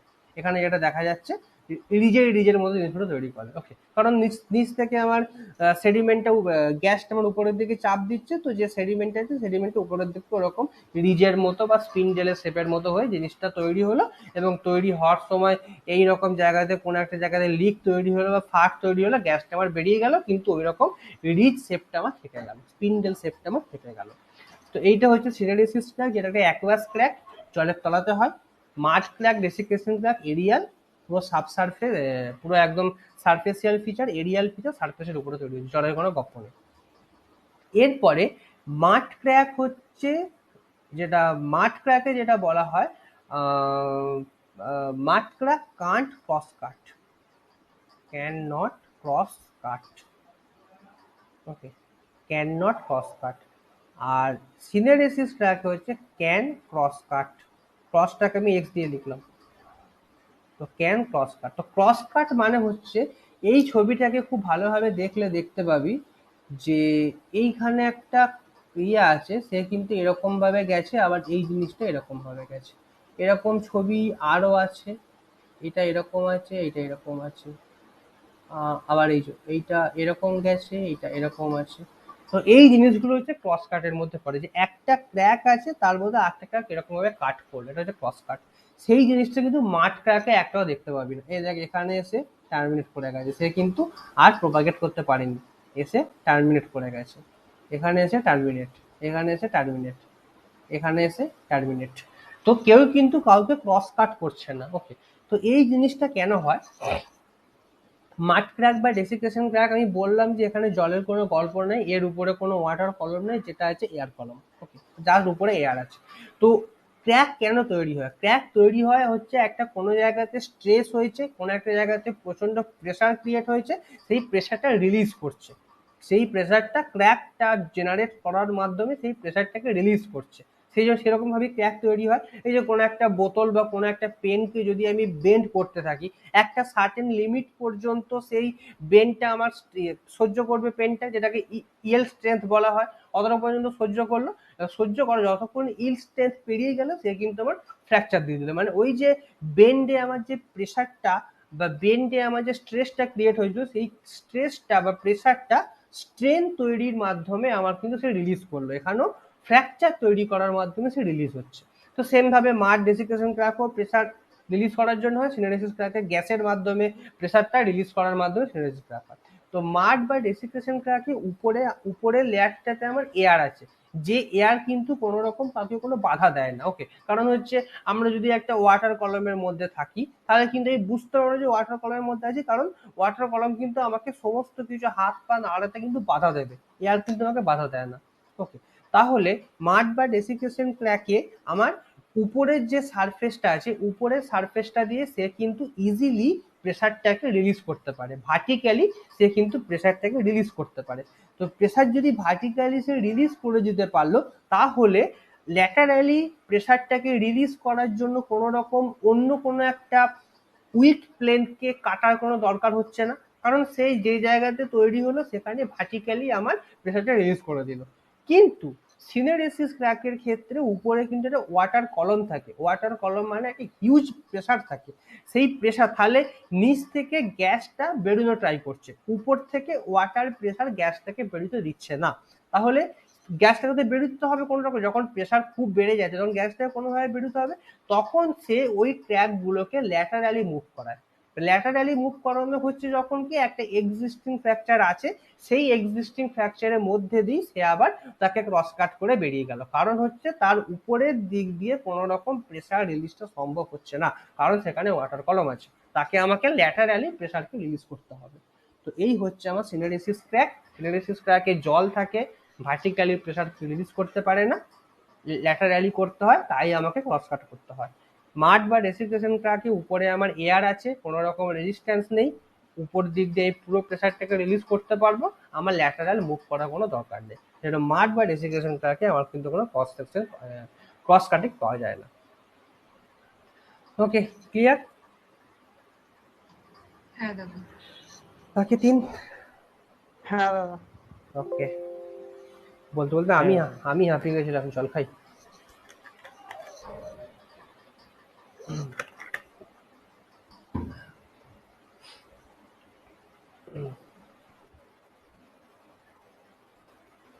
এই যেখানে লেখা আছে, এই যে জিনিসপত্রগুলো লেখা আছে, জিনিসপত্রগুলো পড়ে নিবে কিন্তু, হ্যাঁ।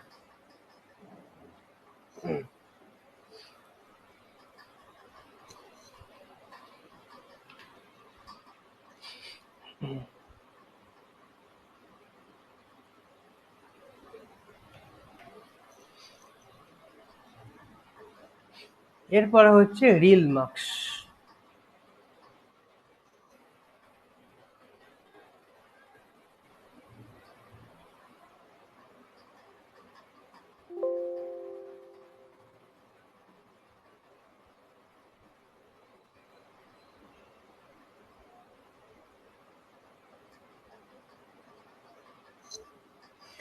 এটা হচ্ছে রিল মার্কস।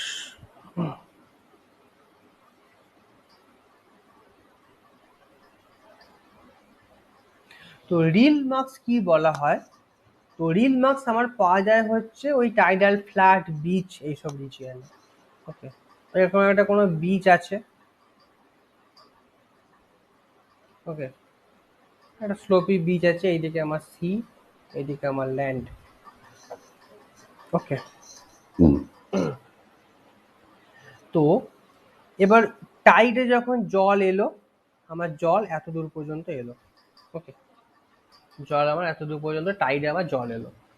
এরপরে জলটা যখন নেমে যাচ্ছে, তাহলে জল যখন এতটা আসছে তখন এই যে উপরের যে সেডিমেন্টটা ঠিক তার নিচেতে কিছু জল থাকবে, ওই জলটাই পার্কল করে নিচের দিকে ঢুকবে, নিচের দিকে ঢুকলো। তাহলে উপরেও জল আছে, এই ছবিটা আলাদা করে কালার দিই, এই উপরেও জল আছে, ওকে, উপরেও জল আছে, নিচে লালটা তো জল আছে, একই জল, আমি দুটোকে ডিফারেন্সিয়েট করার জন্য কালারটা আলাদা করলাম। তাহলে এবার যখন ভাটা যখন হচ্ছে, জল যখন নেমে যাচ্ছে, এফ কারেন্ট যখন আসছে, তখন আমার উপরের যে সারফেসিয়াল যে ওয়াটারটা সেটা তাড়াতাড়ি নেমে যেতে পারবে, উপরের সারফেসিয়াল ওয়াটার তাড়াতাড়ি নেমে যেতে পারবে, নিজের যে ঠিক ওই সারফেসটার নিচেই যে জলগুলো আছে সেগুলো নামতে অনেক কম সময় লাগবে, কারণ সেইগুলো কিন্তু আমার ওই পার্টিকেলের পোর স্পেসের মধ্যে দিয়ে যাচ্ছে, তো সেই জন্য তার ভেলোসিটি কিন্তু অনেক কম থাকবে। এই কনসেপ্টটা আবার হাইড্রোলজিতে কাজে লাগবে, ওকে, যে গ্রাউন্ড ওয়াটারের মধ্যে ল্যাটারাল মুভমেন্টের ভেলোসিটি কিন্তু খুব কম, ল্যাটারাল এবং ভার্টিক্যাল। গ্রাউন্ড ওয়াটার মানে সাবসারফেসে ওয়াটারের মুভমেন্ট কিন্তু খুব স্লাগিশ, খুব আস্তে আস্তে। তো তাহলে কি হলো, সবুজ যে জলটা আছে সেই জলটা নেমে চলে গেল, ভাটা হয়েছে নেমে চলে গেল, জোয়ার ভাটা একটা সাইকেল কমপ্লিট, 6 ঘন্টা 25 মিনিটের একটা আমার কমপ্লিট, ওকে। তো এরপরে এই যে সারফেসের নিচেতে যে জলগুলো আছে সেগুলো তখন আর বেরোতে পারেনি, তখন তারা আস্তে আস্তে যখন বেরোবে তখন এই রকম, তাহলে এটা নেক্সট যে ছবিটা সেটা কি হবে, এখানে জলগুলো আছে, সবুজ জল আমার নেমে চলে গেছে, সবুজ জল আমার এখানে আছে, সবুজ জল আমার সিতে নেমে চলে যাচ্ছে, ওকে। তাহলে লাল জলটা আমার এখনো আছে, ওই যে লাল যে জলটা আছে, ও কুত্তাগুলো তো চিল্লায় না,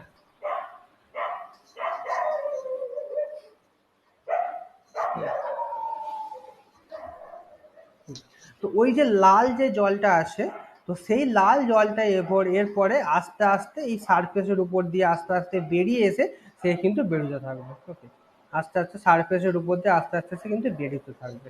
এই জিনিসগুলোকে বলা হয় রিল মার্কস, ওকে, যেটা হচ্ছে এই জিনিসটা, এটা হচ্ছে আমার টপ সারফেস, ওকে। তো এই যে আস্তে ছোট ছোট ইয়ের মতো যে তৈরি করে দিয়েছে, এইগুলো হচ্ছে আমার ওই তলার জমে থাকা জলগুলো বেরোচ্ছে এরকম ভাবে, ওকে। এইটা হচ্ছে আমার রিল মার্কস। এই রিল মার্কসটা রিভার মরফোলজি স্টাডির ক্ষেত্রে খুব কাজে লাগে, ওকে, কারণ জিনিসটা আমার অনেক রিভারের মতোই দেখতে লাগে, রিভারের মতোই বিভিন্ন ড্রেনেজ প্যাটার্ন তৈরি হয়, তো রিভার মরফোলজি স্টাডিতে এই রিল মার্কসটা অনেক কাজে লাগে, ওকে। তাহলে রিল মার্কস তৈরি হয়ে গেল। এরপর হচ্ছে সোয়াস মার্কস। সোয়াস মার্কসটা খুব ইজি। সোয়াস মার্কসটা কি হচ্ছে, যে যখন কোনো টাইড আসছে, তো টাইড আসা মানে সমুদ্র থেকে বিভিন্ন অর্গানিজম জিনিসপত্র বা আমরা জানি যে কোস্টালে হেভি মিনারেল কনসেন্ট্রেশন হয়, তো হেভি মিনারেল হেন তেন জিনিসপত্র নিয়ে সে কিন্তু ওই টুয়ার্ডস ল্যান্ডের দিকে আসছে, আর ওই যে ল্যান্ডের দিকে আসছে তো কালো কালো বিভিন্ন স্ট্রিপ ফেলে যাচ্ছে। তো এই যে ছবিটাতে দেখলে বুঝতে পারবি যে একটা লম্বা পাড়া কালো রঙের একটা লাইন আছে, এই যে একটা লম্বা পাড়া কালো রঙের লাইন আছে, তো এইগুলো হচ্ছে ওই কিছু অর্গানিজম বা কিছু ওই কাদা পাঁক এসব কোনো মাটি বা হচ্ছে কোনো হেভি মিনারেল, ওকে। তো এই যে লম্বা লম্বা অ্যালং দ্য শোর যে লাইনগুলো আমি পাই সেইগুলোকে বলা হয় সোয়াস মার্কস, ওকে। এরপরে হচ্ছে সল্ট সিউডোমর্ফ, ওকে।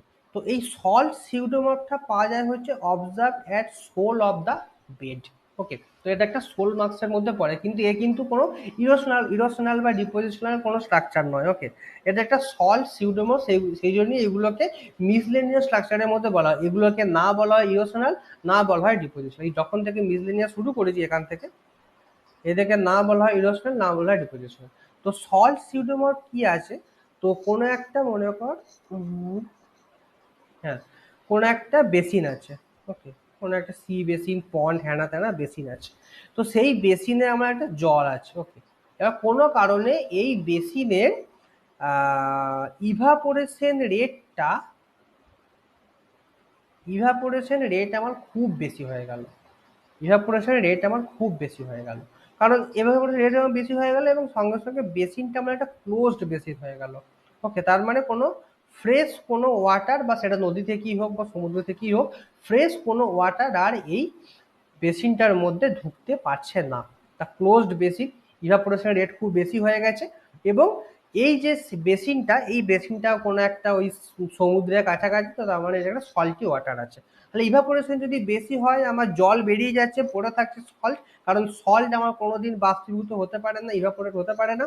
তো সল্ট ক্রিস্টালগুলো আমার স্যাচুরেশন শুরু হতে থাকলো। এবার যত ইভাপোরেশন হচ্ছে সল্টের স্যাচুরেশন বাড়তে থাকছে, স্যাচুরেশন বাড়তে বাড়তে সল্ট আমার ক্রিস্টালাইজ শুরু করে দিল। সল্ট আমার কিউবিক ক্রিস্টালাইন, NaCl, NaCl আমার কিউবিক। ওকে, তার মানে এখানে আমার স্ট্রাকচার সেডিমেন্টোলজির সঙ্গে কিন্তু অপটিক্যাল মিনারোলজি, মিনারোলজি, ক্রিস্টালোগ্রাফি এরা কিন্তু মিলে গেল। হ্যালাইট।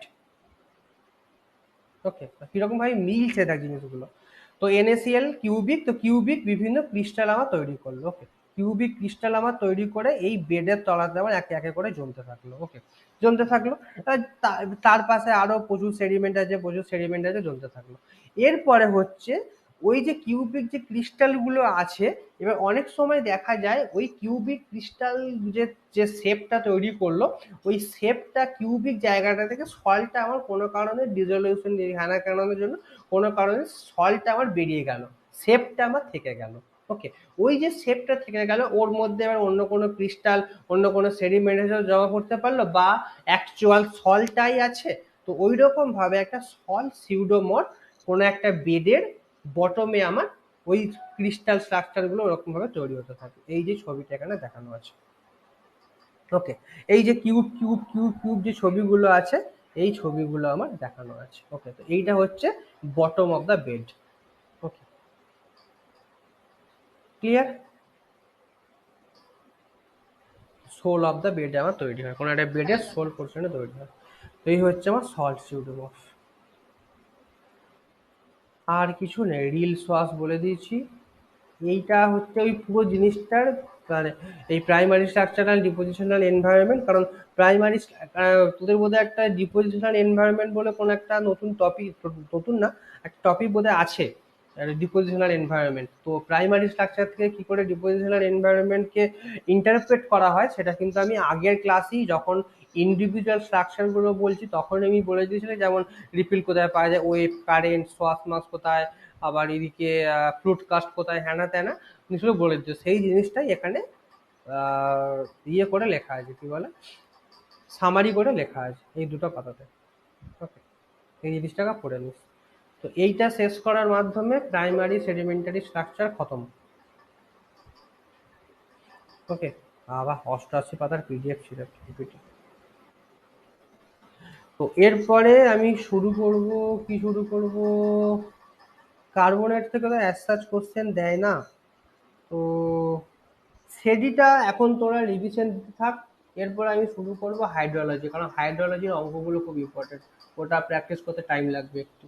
হাইড্রোলজিতে কিন্তু প্রচুর অঙ্ক করতে হবে। ওকে, আর দাদা সবাই, তোমার কি কি কমপ্লিট হয়েছে আমার সেদিকে? প্রাইমারি সেডিমেন্টারি স্ট্রাকচার কমপ্লিট হলো, আর তার আগের ওই মেকানিজমগুলো কমপ্লিট হয়েছে, fluid fluid flow, sediment gravity flow, ওইসব মেকানিজম, তারপরে ওই উডেন ওয়েন্টার গ্রেন সাইজ স্কেল, হ্যানা ত্যানা, এইগুলো কমপ্লিট হয়েছে। আচ্ছা ঠিক আছে। তো এই জিনিসগুলো পড়তে থাক। সেডিতে যেটা পড়েছিলাম এখান থেকেই কিন্তু ম্যাক্সিমাম কোশ্চেন আসে। ওকে, আর ওই সেডিমেন্টারি রকের ক্লাসিফিকেশন থেকে কিছু কোশ্চেন আছে, তো ওগুলো পরে পড়াবো হাইড্রোটা শেষ করার পর, কারণ হাইড্রো অঙ্কগুলো প্র্যাকটিস করতে এবং সেটা হ্যাবিটের মধ্যে আনতে টাইম লাগবে। ওকে, আর কোনো কোশ্চেন আছে পড়ানো নিয়ে?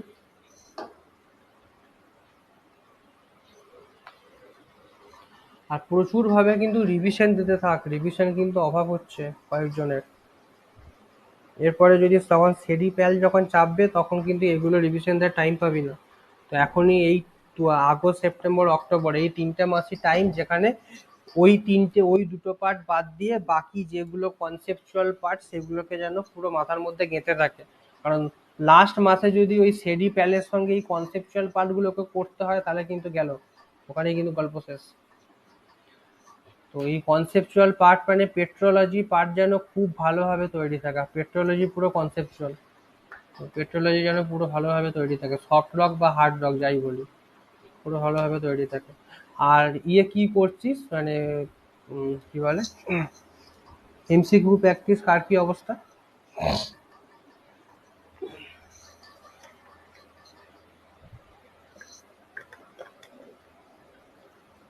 হুম। চলছে দাদা আস্তে আস্তে। ও, ওই যে এমসিকিউ তে ওই যে স্যান্ডস্টোনের ক্লাসিফিকেশন ওগুলো পাচ্ছি। আচ্ছা, হুম, হ্যাঁ ওগুলো তো আমি এখনো পড়াইনি, যাদের পড়া থাকবে তারা পেরে যাবে। ওগুলো আমি পড়াবো, ক্লাসিফিকেশন পার্টটা পরে আসছে, কারণ ক্লাসিফিকেশন পার্টটা গাঁট মারা পার্ট। ওকে, তো ওটা পরে পড়াচ্ছি। আর বাকি তিনজনের কি অবস্থা এমসিকিউতে, প্র্যাকটিস হচ্ছে? আজ আজার হোসেনের বইটা এসছে? হ্যাঁ। ওকে, ঠিক আছে, পড়তে থাক। এইটা, এই মাসটাতে তো হ্যাঁ পূজা দিয়ে আবার ক্লাস দিতে শুরু করছে, তো এই মাসে ভালো রকম ক্লাস হবে, এক্সটেন্স ক্লাস হবে, সবাই ক্লাস নেবে এই মাসটাতে। ওকে, ঠিক আছে, আর কিছু আছে না? ক্লাস শেষ করছি এখানে। ওকে, বাই। Bye bye.